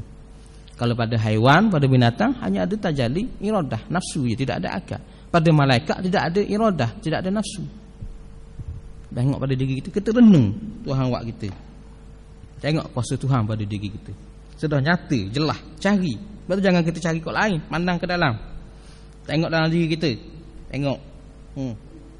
Gerak diam kita mari mana? Siapa yang menggerakkan pada hakikatnya? Tengok. Jangan diputus dengan Tuhan, cari. Ni kita zikir, pandang lagi tengok. La ilaha illallah. Tiada yang mendengar melainkan Allah Ta'ala. Tengok terdengar ni. Aku dengar ke Tuhan yang mendengarkan pada aku? Itu kita cari. Aku dengar ke Tuhan yang mendengarkan pada aku? Tengok mata kita. La ilaha illallah. Tiada yang apa? Tiada yang apa? Yang hebat, tiada yang besar, tiada yang macam-macam lah. Tiada yang berkuasa, tiada yang beri rezeki melainkan Allah Ta'ala. Tengok. Siapa dia beri rezeki kita? Pitih mari mana? Orang ke buat mari pitih kita ke? Allah Ta'ala yang menzahirkan rezeki itu. Mesti tangan-tangan manusia. Itu hak kena tengok. La ilaha illallah. Tadi yang memberi rezeki melainkan Allah Ta'ala. Tengok berjalan. Nampak tak pada kita? Perasa tak pada kita yang memberi rezeki itu Allah Ta'ala? Itu yang kita nak cari. Tengok pada diri kita. Jangan tengok pada orang lain. Paling besar di sini. Renung di sini. Pandang di sini. Jangan dicari yang lain. Sebab menuju ketauhidan yang benar ni ibarat perjalanan mendaki gunung. Semakin didaki gunung, semakin curang atau semakin landai? Gunung semakin ke puncak, makin curang ke semakin landai? Semakin curang kan? Semakin senang ke semakin susah? Semakin susah makin jangan. Jadi perjalanan kita ni pun sama. Dia semakin ke atas makin susah, bukan makin senang. Tapi ibarat kita kalau bermain dengan zauq, kasyah, karamah ni, ibarat tengah kita mendaki gunung itu, kita berjumpa satu tempat air terjun yang cantik, pemandangannya tak? Tamai, buah pokok banyak. Kan kita tengah mendaki dia tu. Mendaki macam mana? Lelah kan? Sampai jumpa tempat tu kita pun rasa seronok. Kita pun duduk situ rehat lama-lama. Cukup duduk sini sudah sedap dah. Ibarat gitu lah. Rasa best dah duduk sini. Padahal kan bukit masih tinggi, puncaknya masih jauh lagi. Kita duduk situ je lah. Tak mau lari dah kata. Tu je barat. Kalau kita main benda-benda gini, kita dah jadi kita. Main dengan karamah, main dengan bomoh, situ je tempat kita perginya. Main dengan bomoh lah, sibuk dengan bomoh je lah. Hari-hari pasal lagi. Kadang-kadang main bomoh pun tipu dia setan sebenarnya. Ada seorang budak, ceritanya seorang hafiz Quran. Datang ayat ni berobat orang. Tapi rupanya ayat-ayat mari tu semua hak setan ajar belaka. Hebat ayat bomoh. Rasa setan ajar. Sebab dia tertipu dengan kebomohan tu hingga dia rasa dia hebat. Tu je setan naknya. Apa dak hebat kan? Setan khabar dah. Kalau yang mari pakat lari belaka ya. Dia cakap dah sama-sama dia. Kalau yang mari bomoh mu pakat lari belaka. Jangan duduk situ. Dia tengok baik orang tu. Oh baik. Bagi apa? Seorang jadi, dua jadi, tiga jadi. Kalah aku. Tu setan naknya. Itu sebenarnya dia tipu belaka. Kecek je kita ni. Kadang-kadang kita pun dengar kan orang bomoh biasa jin cakap khabar orang, khabar gitu gini. Betul dia cakap ya khabar buat gini sebab ni kena sihir ni sebab ada ni masalah kasih biasa kadang-kadang kata kan. Itu betul kita kenal tu nama tu. Kita pun percaya meruk kadang-kadang. Tipu dia je. Jangan tertipu oleh setan. Ingat ni, jin ni kalau dia khabar 10, se je hak betul, 9 lagi salah. Tetapi sebelum dia mari hak salah, dia khabar dulu banyak-banyak hak betul tu. Contoh dia kata, betul, 2 betul, sampai 100 betul. Kita pun percaya. Betul dah tu. 101 dia pun start ngecek. Kita percaya kok. 102 start nganya. Cari apa sudah tu percaya dia. Bahaya tak tipu dah. Sebab apa mudah tipu? Nampak tak jin dan memang bila kita berobat dia boleh cakap. Dia kata macam-macam, dia kait-kait dengan orang ni. Kita percaya. Ini jahat mana? Tipu daya. Sebab tu jangan dilayang. Sebab tu kalau kita betulan kita pak orang rawatan ganggu orang ni, dia cakap kau ana jin pun jangan dilayang ke dia, jangan turutlah ke dia. Tapi kalau masuk Islam, hak tu kita layang. Hak lain betul jangan dilayang. Saya pernah jengok dah orang kena rasuk jin cakap orang putih. Lelek. Jin orang putih. Sungguh ni tak tipu ni. Dia cakap orang putih dengan kita. Alhamdulillah kita faham. Kita belajar kat orang putih kau. Faham dia cakap. Siapa yang ngaku dia datang daripada Bermuda Triangle. Bos dia nama Azazi, Dajjal dia sebut. Ya betul. Tapi kita tak terima 100%, tak tolak 100%. Dengar je kat dengar. Harus belaka. Dan dia kata dia ni daripada gereja datang. Memang apa? Dia kata pihak gereja lah hata ni, mata dalam bentuk jin tak. Hak dak apa pendakwah hak zahir manusia tu pendakwah suduk benda pelik ni pun Lepas tu barang siapa suka benda-benda main gereja ni, contoh nak dakwah orang gereja, orang Kristian, kita akan jumpa jin-jin lagu ni. Hak melindungi mereka ni datanglah. Mereka bersungguh-sungguh buat kerja, kita tak sungguh. Masalah dia. Tak sungguh kita kekuatan mana? Ni kekuatan kita duduk pada tauhid kita pada Allah SWT. Tu je. Bila ada gangguan jin tu je ingat. Jin serupa dengan kita, lemah belaka depan Tuhan. Barang siapa Tuhan nak menang, maka Tuhan akan menangkan. Mana jin boleh menyakitkan kita sebab apa? Sebab Allah menghendaki aku sakit, bukan mu dia kosong dia pun. Maka Tuhan kata baik bila-bila masa saja aku boleh baik. Tu kita pegang. Sakit lah sikit kita ni. Tu saya sebut. Siapa yang nak mengalah? Mereka atau kita? Tu dua je. Kita yang banyak mengalahnya gini. Kerana jangan ngalah. Kita ada Tuhan, kita ada Allah yang berkuasa atas segala sesuatu. Apalah sangat dia tu. Wala yauduhu hifzuhuma. Ayat kursi tu. Tidak susah bagi Tuhan melihara langit dan bumi. Maka hal masalah jin ni, gangguan ni kecil. Senang sangat bagi Allah Ta'ala. Sebab tu kau baca ayat kursi tu kau ulang 7 kali. Ulang dengan faham. Bukan baca saja. Ni baca wala yauduhu hifzuhuma, wala yauduhu hifzuhuma. Tak faham benda pun. Itu tak berkesan tu, tak faham maksud di sebaliknya. Itu kena faham. Jangan tertipu Jangan tertipu dengan hal lain. Jangan tertipu dengan seronok zikir. Jangan tertipu. Cari kefakiran diri. Cari ketauhidan pada Allah Ta'ala. Jangan tertipu dengan wasilah-wasilah. Jangan tertipu dengan kaedah-kaedah. Jangan. Yang paling penting cari. Rasa kita ni hamba Tuhan yang lemah. Lepas tu cari. Allah, fakirnya aku ya Allah. Tak ada benda tu. Kalau tak kena mu ya Allah, tak ada benda. Aku tak ada makna pun. Tak ada benda. Hak tu kita cari. Tak ada lebih pun kita walaupun sikit banding dengan orang lain. Tak ada lebih kita banding dengan orang kafir sekalipun.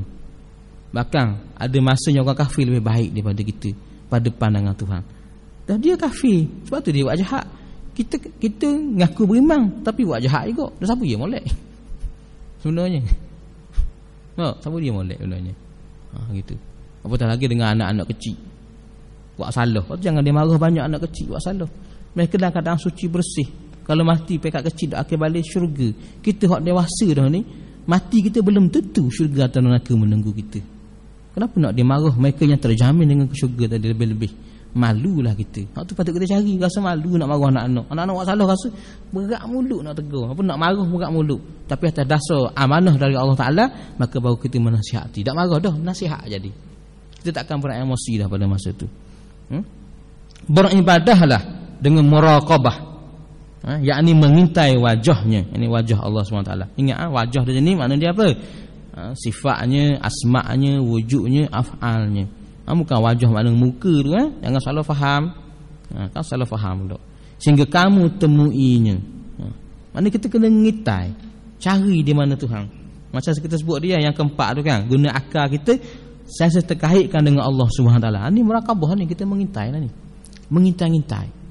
Kita pergi main demo, jumpa parking ngitai, oh Tuhan tolong. Tu kita ngitai, Allah Tuhan tolong bagi parking mudah. Tuhan bagi rezeki ni. Kereta kita rosak, gam mari orang ni, Allah Tuhan bagi rezeki, Tuhan tolong. Kaitkan dengan Tuhan dalam apa saja yang berlaku. Jangan guna lagi istilah mujur, nasib baik, betulang, apa-apa sajalah istilah-istilah yang mengatakan macam tak ada Tuhan. Tidak ada Tuhan, tak boleh. Buang tepi. Jangan guna istilah-istilah tersebut kalau boleh lagi. Nasib baik tidak. Semuanya takdir Allah Ta'ala, semuanya rezeki daripada Allah Ta'ala. Alhamdulillah Tuhan utuskan kau datang menjumpa gini-gini dan sebagainya. Ni macam kita bertemu ni, bukan mujur, bukan nasib baik, bukan betul lah mujur ni lah aku mari. Bukan hati nak mari Masjid Putih kan ni, boleh dengar orang ajar tauhid. Bukan mujur. Tuhan yang menyusun, mengatur segala sesuatunya.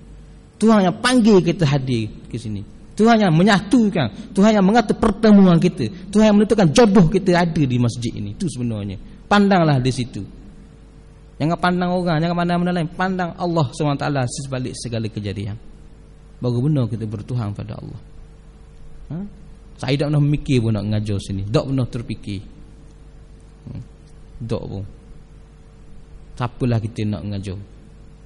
Tapi bila Allah Ta'ala menghendaki, kita buat aja. Kita buat saja. Semuanya hak Allah Ta'ala belaka. Balik situlah. Balik kita jadi hambanya yang tidak ada apa-apa pun, yang hanya hidup mengharap belas kasihannya semata-mata. Apa yang ada pada kita ni bila-bila masa saja boleh diambilnya. Hatta nyawa kita bila masa saja boleh diambilnya. Hak lain pun, bijaksana kita ke, ilmu kita ke, pandangan kita, pendengaran kita, kekuatan kita, bila-bila masa Tuhan boleh senjah macam tu je. Maka baliklah, duduklah kita pada diri kita yang sebenarnya. Yang kata tok pula manis kita, moyang kita, yang tidak ada apa-apa, yang lemah, yang hina, yang jahil, yang buta, yang bisu, yang pekak. Itu tempat kita. Ini yang kita nak cari dalam perjalanan ini menuju Allah Subhanahu Wa Taala. Jangan dicari yang lain. Tanpa kamu menemui wajahnya, kamu tetap hamba yang lalai. Mana kau tak jumpa, tak nampak hak Tuhan, tak rasa hak Tuhan, maka tetaplah kita hambanya yang lalai. Ibadahmu hanya pada rupa zahir sahaja, tetapi tiada rupa batin. Tak ada benda lah. Tak ada hak batinnya. Kan kita kata kalau solat, Rasulullah kata, solatlah sebagaimana kamu melihat aku solat. Hak zahir telah kita turuti Nabi kita Muhammad sallallahu alaihi wasallam. Bila lagi masanya mau kita turuti batin Nabi kita dalam solat? Bila lagi? Apa yang Nabi rasa ketika dia solat? Bila lagi kita nak lalu juga benda ni? Bila masanya? Kena lalu sekarang. Macam mana jalan nak sapa tu? Dengan zikrullah yang diajar oleh para rasul. Zikir sungguh-sungguh kita hingga datang rasanya. Sekurang tadi dalam hati Nabi apa? Ingatannya pada Allah SWT tidak putus. Jadi sebab tu kita zikir betul, hidup hati kita dengan zikir ni Allah, Allah, Allah, Allah, Allah. Kita kata takbir je, Allahu Akbar. Tak putus dia akan zikir Allah, Allah, Allah, Allah, Allah, Allah, Allah. Baru kita rasa seronok ibadah masa tu. Baru semayang kita duduk martabat lain dah masa tu. Tak lupa pada Tuhan. Itu yang nak dicapai. Lepas tu kita zikir banyak luar ni, Allah, Allah, Allah, Allah. Gimana pun ni dalam kita belajar sekarang ni, zikirlah sekarang ni Allah, Allah, Allah, Allah. Betapa susah nak jaga sebenarnya. Memang no, kita masuk sembahyang lagi susah nak jaga. Saya kata kan, syaitan kejang lalu kita masa tu. Pakai khumum, pakai pauk gitu ginilah, macam-macam mari. Hak mana katai cocok lalu kat kata sini, kata situ, kata sini. Sebab kita lupa Tuhan. Ia kan kejang kita ngerti. Kita kan pada ni amarang lagi. Ini kita akan jumpa lah atas jalan ni. Kereta akan kejam kita. Dia tak akan biar kita. Dia tak kata dah perebek-perebek akan kata sajeng meja, akan kata meja. Mungkin tidak atau kopra. Apa akan kata apa? Kapten dan sebagainya. Dia akan kata belaka. Tak boleh ini akan kata belaka. Jangan tertipu. Contohnya gangguan makhluk aluh ni. Gangguan setan pada kita. Kalau tengok anak kita menangis tak boleh tidur malam, kena gangguan jin, semua orang sibuk, betul tak? Tapi bila dah dibuang jin itu, contohnya kalau kita berobat dengan bomoh yang tak sepatutnya, yang guna jin juga, atau contohnya ataupun orang kata berobat dengan Tok Cha, sami Tok Cha boleh baik? Ada? Bukan boleh baik. Jin hak kecil itu, hak menyebabkan anak kita tidur malam tu, ditukar dengan jin yang lebih besar. Yang tak besar ke lari tu kecilnya, hak menyebabkan anak kita tidur malam tu.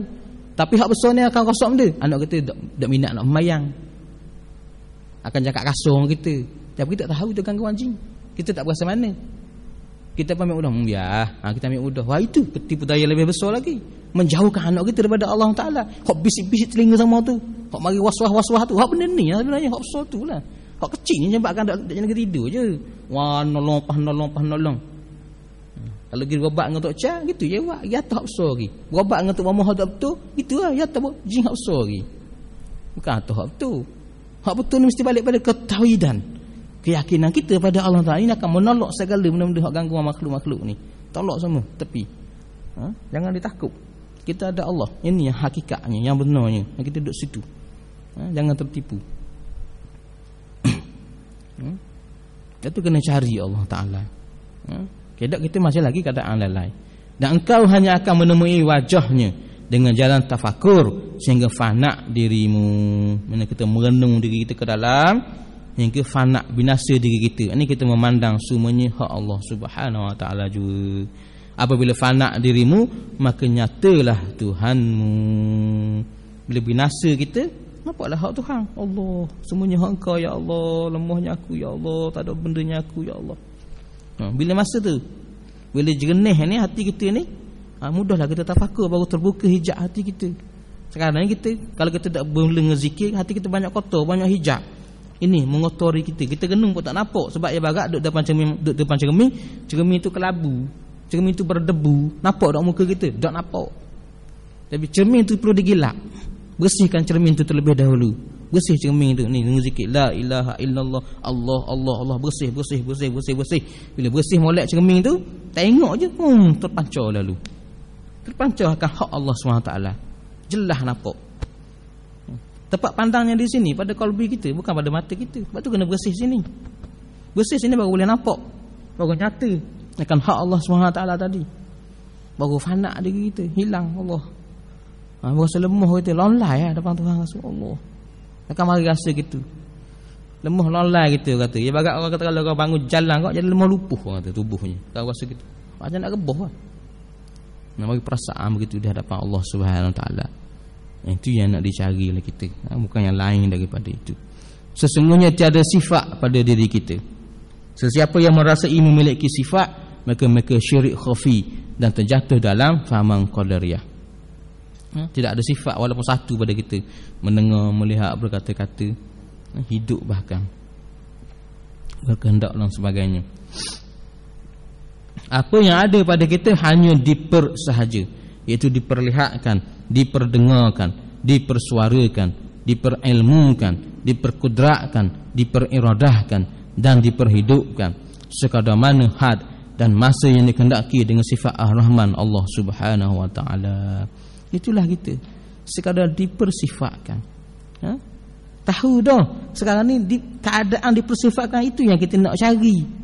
Kita nak cari keadaan kita dipersifatkan Tuhan. Sekarang ni tahu dah ni kita ada benda. Tak, bagaimana sebenarnya benda tu? Macam mana nak mencari benda tu? Cari dengan zikir. La ilaha illallah, la ilaha illallah. Tak ada aku yang mendengar melainkan Allah. Sampai saat kita memandang akan kepekokan diri kita. Kebutaan mata kita, kebisuan lidah kita. Ke apa lagi? Kita pun tak hidup dan sebagainya. Kita akan apa? Memandang saat tersebut. Ni macam tengok kipas sekarang ni, musim ligat. Tak nampak dia berapa bila. Tak nampak kan? Sekarang ni kita bila kita berzikir, bakat kita sama musim dengan dia, dengan kipas ni, ibaratnya. Sehingga bila kita sama laju dengan kipas, kita akan nampak. Kipas rupanya macam tak gerak kan. Pada saat tu kita bilang bilah-bilahnya berapa.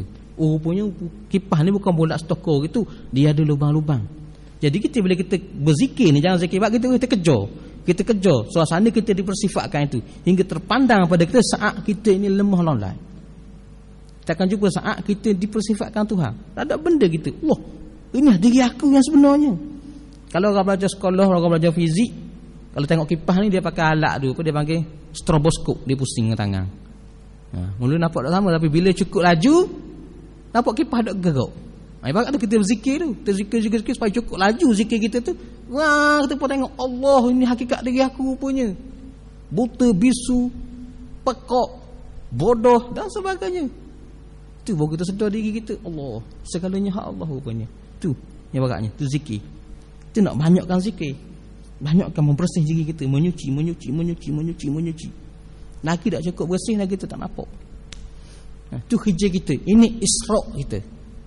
Kena faham perjalanan Nabi kita Isra' dan Mi'raj. Isra' apa? Nabi berjalan, kan? Daripada Makkah Mukarramah ke Masjidil Aqsa. Tempat yang banyak benda tak molek, mana apa dengan Kaabahnya orang apa, orang tawaf telanjangnya dengan patung banyaknya, kepada Masjidil Aqsa, tempat yang suci. Daripada tempat yang kotor kita bergerak Isra'. Isra' kita kena gerak.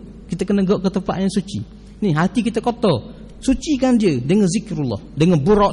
Dipanggil burak zikir. La ilaha illallah. Ni burak kita, zikir. Okay. Kita depan orang Rasulullah SAW Isra' dengan burak, dan ada malaikat Jibril mana-mana. Itulah guru. Itulah guru nak khabar. Jibril tu ibarat watak pada guru. Sebab tu kita kena ada guru. Sebab tu di awal-awal perjalanan agenda kita sebut, kena cari guru. Kena ada. Kena ada seorang yang kita buat sebagai guru kita, tempat kita merujuk orang kata. Tak kira lah siapa dia pun. Okey, ambil, kena ada jalan. Kena jalan. Kena zikir biar sampai dia suci. Bila dia suci baru dimi'rajkan. Ini mi'raj naik mengikut kadar kesucian kita. Kalau kita tak suci lagi, tak cukup suci lagi, tak sampai pun tahap kosong, duduk situ tak naik lah. Tapi bila sudah mula suci, dia akan mula mi'raj ke langit yang pertama. Akan mula bertemu dengan Nabi Adam alaihi salam. Apa Nabi Adam alaihi salam? Dia keluh kesah melihat ke kanan dan ke kiri. Melihat belah kanan anak-anak Bani Adam yang bahagia, tengok belah kiri Bani Adam yang celaka. Ini kita, bila kita menurut ni, kita akan mula keluh kesah dengan dunia ini. Banyaknya dunia ini menipu kita. Nak tinggal tak boleh, nak ambil semua penuh jahanam. Kita akan mula berkeluh kesah. Sebab kita sudah mula musih. Ia mari mikir lalu, ia mari mikir, lagu ni berat aku ni. Mula keluh kesah. Dia akan perjalanan tu kita akan lalu satu-satu. Dia akan datang. Tak kesucian kita. Ini perjalanan kita ni, umat Nabi kita Muhammad SAW. Dia ada perjalanan Isra' dan Mi'raj ni. Hingga perlu kita mi'rajkan balik rohani kita ke Sidratul Muntaha. Siapa satu tahap langit dia akan jumpa. Dia akan perjalanan. Itulah perjalanan Isra' Mi'raj manusia pada ahli sufi. Perjalanan kita bermula dengan penyucian, dengan zikir la ilaha illallah, Allah. Selawat kita, Allahumma shalli alaihi wasallam. Memandang segala ni dengan akal kita akan hak Allah Subhanahu wa taala. Baru dia bersih sampai Baitul Maqdis, baru dia angkat. Kerja kita menyucikan. Bila suci, Allah yang akan membuka segala rahsia ini. Allah yang akan mentajalikan pada kita akan hak dirinya. Jelaslah pada kita pada masa itu akan kelihatan pada kita akan hak Allah Subhanahu wa taala. Ditajali yang didatangkan Tuhan. Yang didatangkan Tuhan. Itu yang baru, yang betul. Hak lain tu hanya kita boleh kata, orang kata dia panggil apa? Fanak yang kita buat-buat. Bukan hak betul. Kita buat-buat dengan ilmu kita pakai. Kita tak ada benda lemahnya aku. Kita baca cukup ilmu. Ia dah habis tu. Ia tak sempurna lagi. Tapi hak betul hak Tuhan buka. Allah. Setoklah kita, terus setok dibuka Tuhan. Sedarlah kita diri kita siapa. Atas ilmu pun tak boleh pergi dah. Kita pasang tak ada benda aku, lemahnya aku. Semuanya hak Tuhan belaka. Siapalah aku di hadapanmu ya Allah. Kita renung tengok siapa aku sebenarnya ya Allah. Mana ada kuasa aku, mana ada hebat aku. Alangkah jahatnya aku ya Allah selama ni. Ngaku aku ni hamba-Mu yang hebat. Ngaku bijaknya aku. Ngaku hak ni hak aku, hak ni hak aku. Bahkan semua tu aku ambil hak-Mu belaka. Jahatnya aku ya Allah. Itu pakai ilmu kita. Kamu mari sikit-sikit je lira. Itu kata kita renung tu, renung ke dalam. bertafakur, merenung ke dalam diri kita hingga kita cari sesir diri kita ni siapa. Sedangkan kita hanya sekadar diperkan oleh Allah Ta'ala. Sekarang ni, dulu dan akan datang, tetap akan diperkan oleh Allah Ta'ala. Tiada satu pun pada kita. Tak ada hebat benda pun kita. Sampai rasa lebih lah mari belajar hari ni, sampai rasa lebih lah mari mengajar begini. Jangan. Sebab tidak ada apa-apa pun. Orang yang faham saya mengajar ni pun ada, kalau rasa lebih kat sebab faham, tak ada benda kau. Tertipu belaka. Siapa yang memahamkan kita? Allah Ta'ala. Apa yang ada pada kita? Tidak ada apa-apa. Jangan didakwa apa-apa pun pada kita. Tiada apa-apa. Yang ada hanya perasaan aja. Kita perasan kita baik, kita perasan kita faham, kita perasan kita dengar, kita perasan kita bijak, kita perasan kita melihat. Perasaan-perasaan ini yang nak dimatikan. Matikan, leburkan dia dalam hak Allah Subhanahu Wa Taala. Itulah kematian yang hendak dicari. Itulah kematian yang sebenar-benarnya. Yang bukan kematian putus nafas. Kematian putus nafas serupa dengan matinya binatang-binatang. Jangan mati begitu. Inilah mati yang sebelum mati yang dinyatakan oleh Nabi kita Muhammad sallallahu alaihi wasallam. Mati perasaan kita, mati kehendak kita dalam kehendak Allah Subhanahu Wa Taala. Tu yang nak dicarinya. Jalan bagaimana? Para ulama sufi kata ni zikrullah, la ilaha illallah. Tiada yang mendengar melainkan Allah. Dah aku tak dengar lah. Mari faham pada kita. Dah aku benarnya pekak lah betul. La ilaha illallah. Tak ada kuasa kita, yang berkuasa hanya Allah. Lemahnya kita rupanya. Dan selama ni kita boleh buat ibadah semua, Tuhan tolong kita. Kita boleh pergi buat haji, Tuhan tolong kita.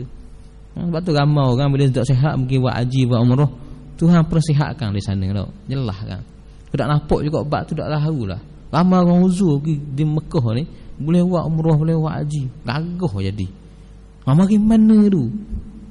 Mari kerana Allah Ta'ala nak tolong kita. Tempat yang barakah. Mana yang kata berkat-berkat ni orang kata. Orang kita berkat orang tak percaya kan. Habis gitu sebenarnya. Ya gitu. Kena dah dia berkat dah jadi gagah ibadah. Hak asal duduk rumah kau kelengok kata. Nak bangun tak boleh. Tapi kena nunggu. Harus semangat gitu. Balik mula tak kau balik mula. Dia sebab tempat tu barakah. Dia beri kekuatan pada kita. Sebab tu kena menziarahi tempat-tempat yang penuh barakah, menziarahi masjid-masjid yang penuh barakah, menziarahi makam-makam para wali Allah yang tempat yang penuh barakah. Tu sebab dia nak dapat limpahan tu, nak datang himmah, nak datang semangat untuk kita kembali pada Allah Ta'ala. Sebab tu kena menghadiri majlis-majlis yang barakah, menghadiri majlis-majlis orang memuji-muji Nabi kita Muhammad sallallahu alaihi wasallam.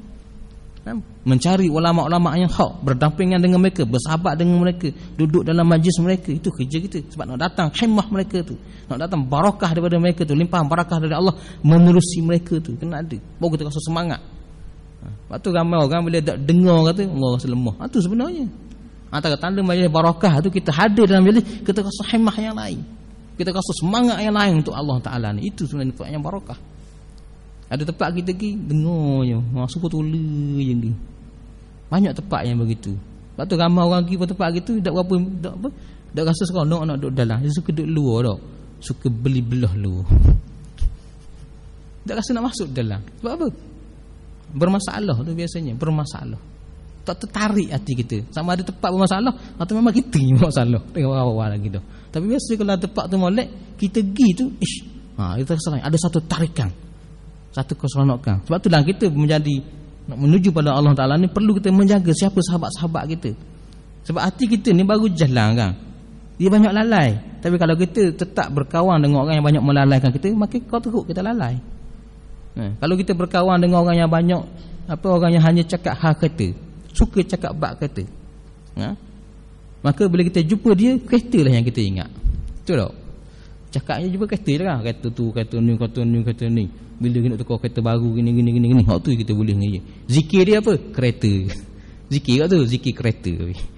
Ada orang hak memang kaki minat restoran, minat makan. Jumpa dia, makan je kita tahu. Ni nasi arak sedap kedai ni, nasi arak sedap kedai tu, nasi dagang sedap kedai ni.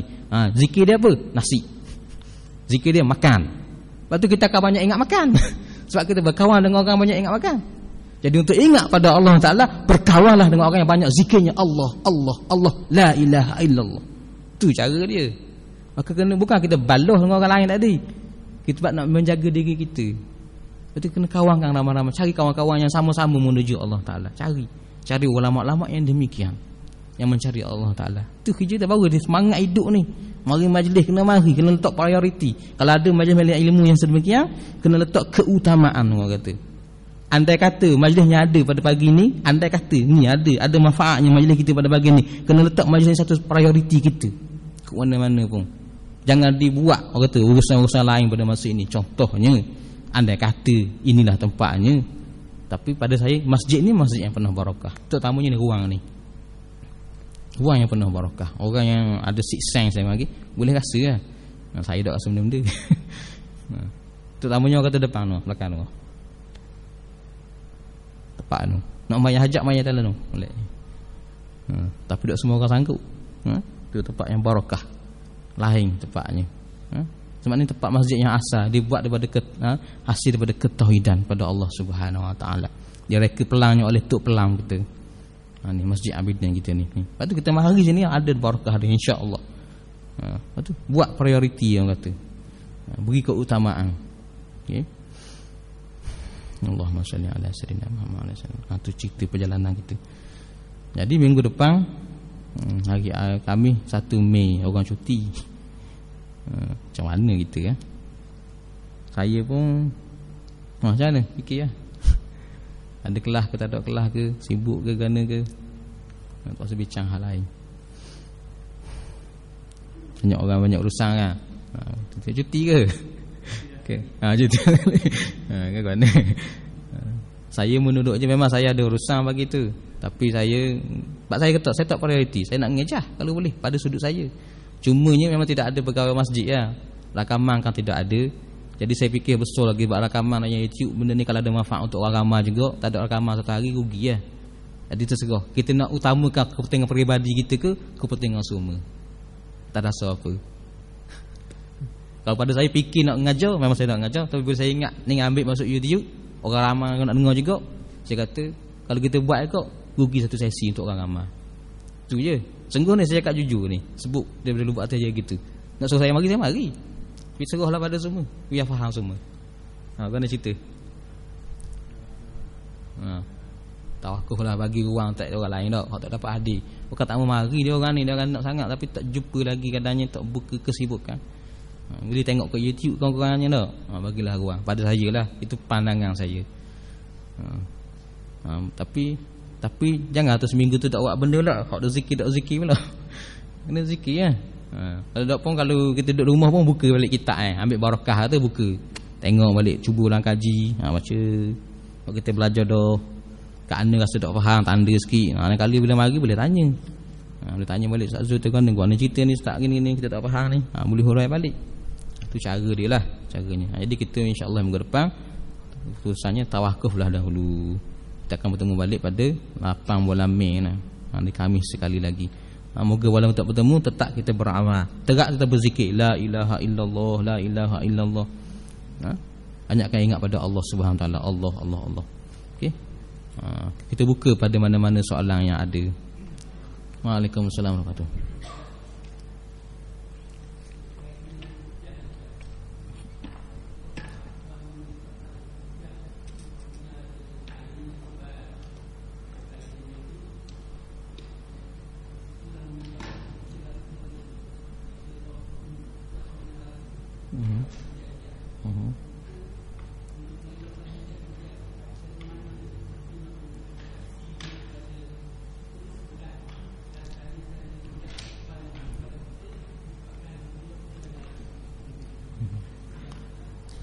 Allahu a'lam.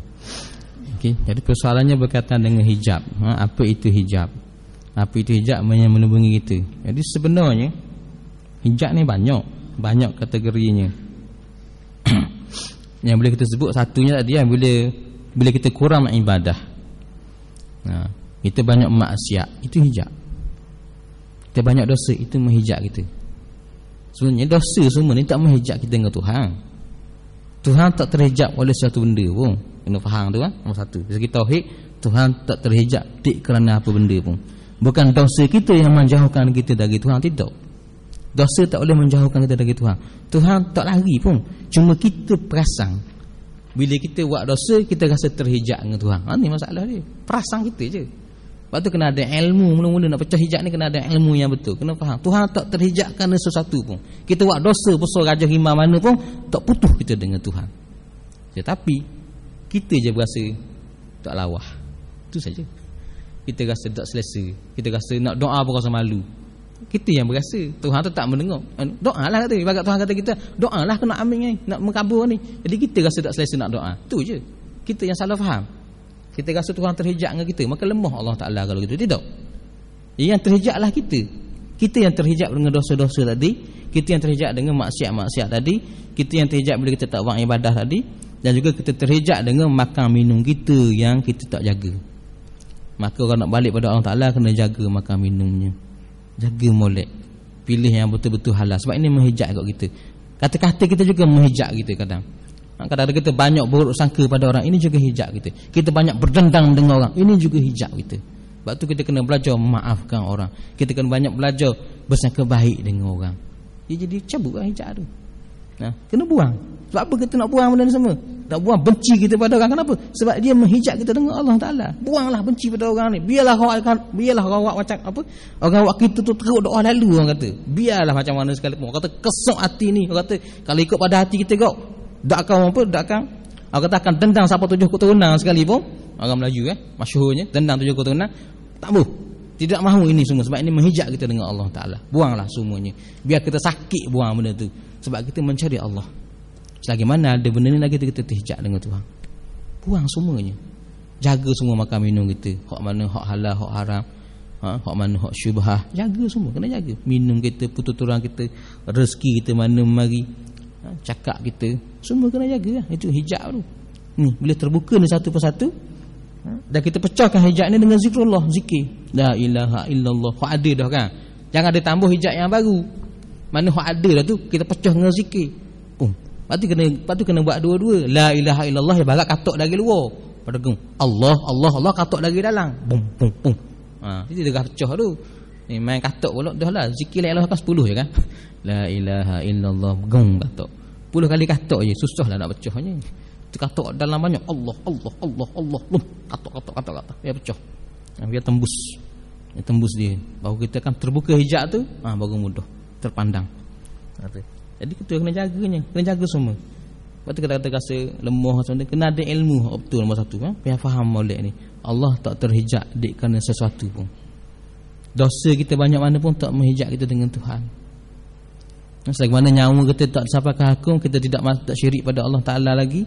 Kalau syirik pun bertaubatlah kita pada Tuhan. Lagi mana nyawa tak sampai hukum, Tuhan buka ke pintu tu. Pintu taubat terbuka seluas-luasnya. Kecuali lah bila sampai nyawa ke hukum kita, kalau kita masih syirik pada Tuhan, situ baru tutup pintunya. Habis. Tidak ada lah, putuslah kita dengan Tuhan. Lagi tu tidak, lagi tak ada. Tidak ada hijab. Sebab tu macam yang cerita seorang pemuda yang bunuh 99 orang. Bila jumpa ulama ni seorang, dia kata dak boleh dah gini, dia pun bunuh ulama tu. Sebab salah. Jumpa seorang lagi tak malah nak ajar, kata mau pergi tempat sana, terpaksa tu. Orang ni pemuda ni berjalan je tak ada siapa mati, maka telah dikira dia buat kebajikan. Itulah. Biar kita mati atas perjalanan jadi dah. Biar kita mati dalam perjalanan berzikir, menyuci diri kita untuk kembali pada Allah SWT. Itu lebih baik daripada mati dak buat benda-benda. Duk saja duk gerakkan rohani kita. Ni, biar kita gerak. Dak siapa pun kata ulama ahli sufi, bahkan siapa yang berjalan ni, bila dia mati meninggal dunia, dia akan meneruskan perjalanannya di dalam alam barzakh. Dia akan datang guru-guru yang gaib. Dalam barzakh kan para wali Allah mana mati. Akan datang para wali Allah hajar kita pula sana. Jadi untuk guru kita ni, zikir lagi. Hingga kita bangkit daripada mahsyar dan keadaan kita sampai pada Allah SWT. Keadaan kita reda pada Allah SWT dan sebagainya. Itu antara pandangan ulama. Jadi kena buang hijab ni. Kena buang. Selain pada berzikir, jaga diri kita. Jaga makan minum kita. Jaga perbuatan kita. Cukup. Hak ada tu buang. Hak balah, perdamaikan. Jalinkan silaturahim kembali. Pergi ziarah rumah dia. Nabi kita ajar nak balah, nak marah 3 hari saja lamanya. Lepas 3 hari pergi jumpa permaafan. Jangan disimpan. Ini hijab dengan Tuhan. Memang sedap simpang Kata kalau kita pergi minta maaf, komang kita jadinya. Tu kesombongan lagi tandanya. Orang naik tapal kita gitu, itu pun kesombongan lagi. Nak Tuhan ke nak sayang nafsu kita? Pilih lah. Sayang nafsu tu jaga. Jangan buang sifat tu. Kalau nak Tuhan kena buang. Semua ni menghijab tengah Tuhan. Jangan ada.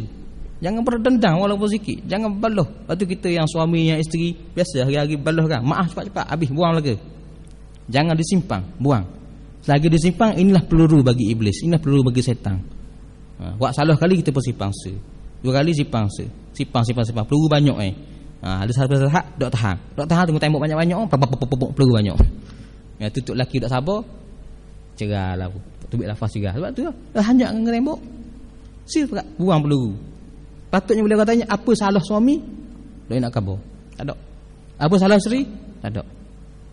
Sebab apa? Sebab semua telah dimaafkan. Bukan tidak ada kesalahan. Ada, tapi semua telah dimaafkan. Waktu tu baru kita hidup harmoni. Hari ni buat salah. Mungkin kita kejap rasa hati kejap, tapi lama okey, maaf, buang. Tok tepi. Tidak ada peluru dia nak bakar. Jadi kalau kau nak balah atas isu je sekejap padang tau. Habis lalu. Terus tak ada isu nama kedua ni dok. Nombor 2 tu baik. Lepas tu nak riga pula, mopak pula, habis celbu. Dengar. Tu cara dia. Hidup suami isteri tak nak lari daripada apa bergeser. Lagi kamu apa lidah tergigit kata. Orang apa lagu Piramli tu. Tak pandai nak nyanyi. Tu kena jagalah buang semua ni. Sebab kita nak balik pada Allah Subhanahu Wa Taala. Itu yang kita cari. Ilahi anta maksudi wa ridhaka matlabi. Ilahi Tuhan kami, Engkau lah yang kami cari. Engkau yang kami maksudkan. Dan redamu lah yang kami cari. Itu yang kita sebenarnya naknya. Tak mau benda lain, kita cari Tuhan. Ilahi anta maksudi wa ridhaka matlubi. Balik di situ tempat kita. Wallahu a'lam. Mungkin itu menjawab bab hijab dia. Ada lagi soalan kalau ada?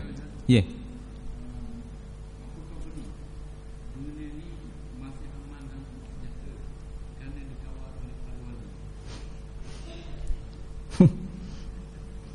Soal jawab. Ini mengikut pada orang sufi. Yalah. Sebab disebutkan Nabi kita Muhammad sallallahu alaihi wasallam itu diutus untuk rahmatan lil alamin, kerahmatan pada alam ini. Mana selagi mana ada kerahmatan pada alam ini, masih adalah sinar rahmat daripada Allah Taala itu. Maka tak tahulah siapa dia tu. Mungkin dia disebut wali Allah ni, tak kira kan, mungkin nampak orang biasa je, tapi dia adalah wali. Dia mungkin ada munajat siang malam untuk pelihara dunia ini. Kita tak tahu. Pernah ada seorang Habib dulu. Bukan kerana kita perlu Habib, kita perlu semua orang baik. Bukan sekadar Habib saja. Saya tak ingat nama apa. Ni. Leher dia besar yang bekok. Dia sakit dia bekok ni leher besar. Bila dia mati baru orang faham kenapa tekok dia besar. Bila dia mati kan benda dia pecah. Keluar bau wangi. Satu dunia bau. Memang kau tahu satu kampung bau wangi ya. Nama tengok macam beguk tu kan.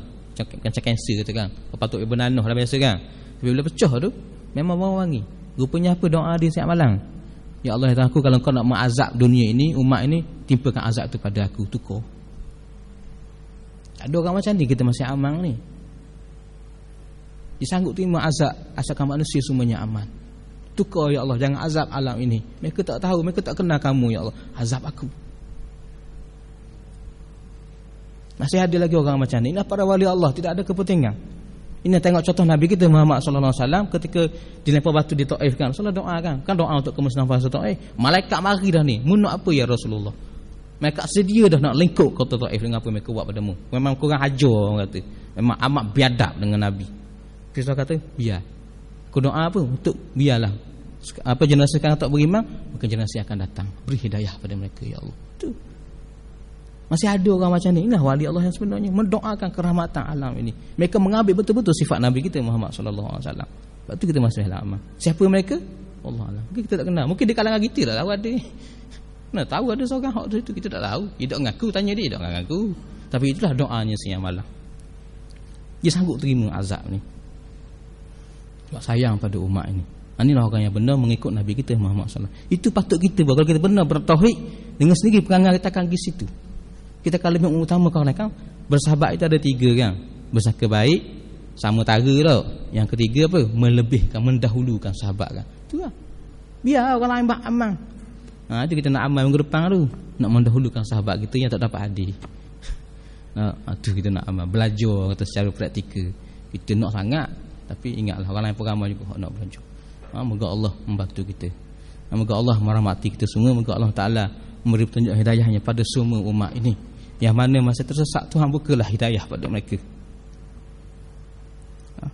yang kita ni nak berjalan, biar Tuhan permudahkan perjalanan kita. Jangan Tuhan menyusahkan kita. Bagi kita ada zulumah banyak ni, supaya Tuhan bersihkan diri kita. Biar kita kembali menjadi umat Nabi yang sebenarnya, umat yang penuh dengan jati diri mukmin, umat yang bertakwa pada Allah Ta'ala, yang tidak takut pada apa saja, umat yang akan membangunkan kembali iman di dunia ini, supaya di dunia ini aman seluruhnya, supaya kembali kebahagiaan kepada alam ini, supaya tidak ada lagi orang yang tertindas di mana pun, tak kira bangsa apa, agama apa pun, supaya dunia ini balik kepada kerahmatan sebagaimana di zaman baginda Nabi kita Muhammad sallallahu alaihi wasallam. Amin ya rabbal alamin. Auzubillahi minasyaitonir rajim. Bismillahirrahmanirrahim. Alhamdulillahirabbil alamin wassalatu wassalamu ala asyrafil anbiya'i wal mursalin wa ala alihi washabbihi ajmain. Allahumma iftah alaina bil babu ma'rifah. Allahumma iftah alaina bil babu ma'rifah. Allahumma iftah alaina bil babu ma'rifah.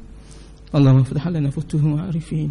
Allahumma ij'alna minat tawwabin waj'alna minal mutatahhirin waj'alna minal muqarrabin waj'alna minasy syuhada'i was-shalihin. La ilaha illallah. La ilaha illallah. La ilaha illallah. Allah Allah Allah. Innaka ala kulli syai'in qadir. Iftah alaina ya Allah, iftah alaina ya Allah, iftah alaina ya Allah bifutuhu arifi. Ikdi hawaijana ya Allah, ikdi hawaijana. Wassallallahu ala sayyidina Muhammadin subhanaka rabbil izzati amma yasifun. Wassalamu ala mursalin alhamdulillahi rabbil alamin. Wabillahi taufiq wa hidayah. Wassalamu alaikum warahmatullahi taala wabarakatuh. Wallahu a'lam.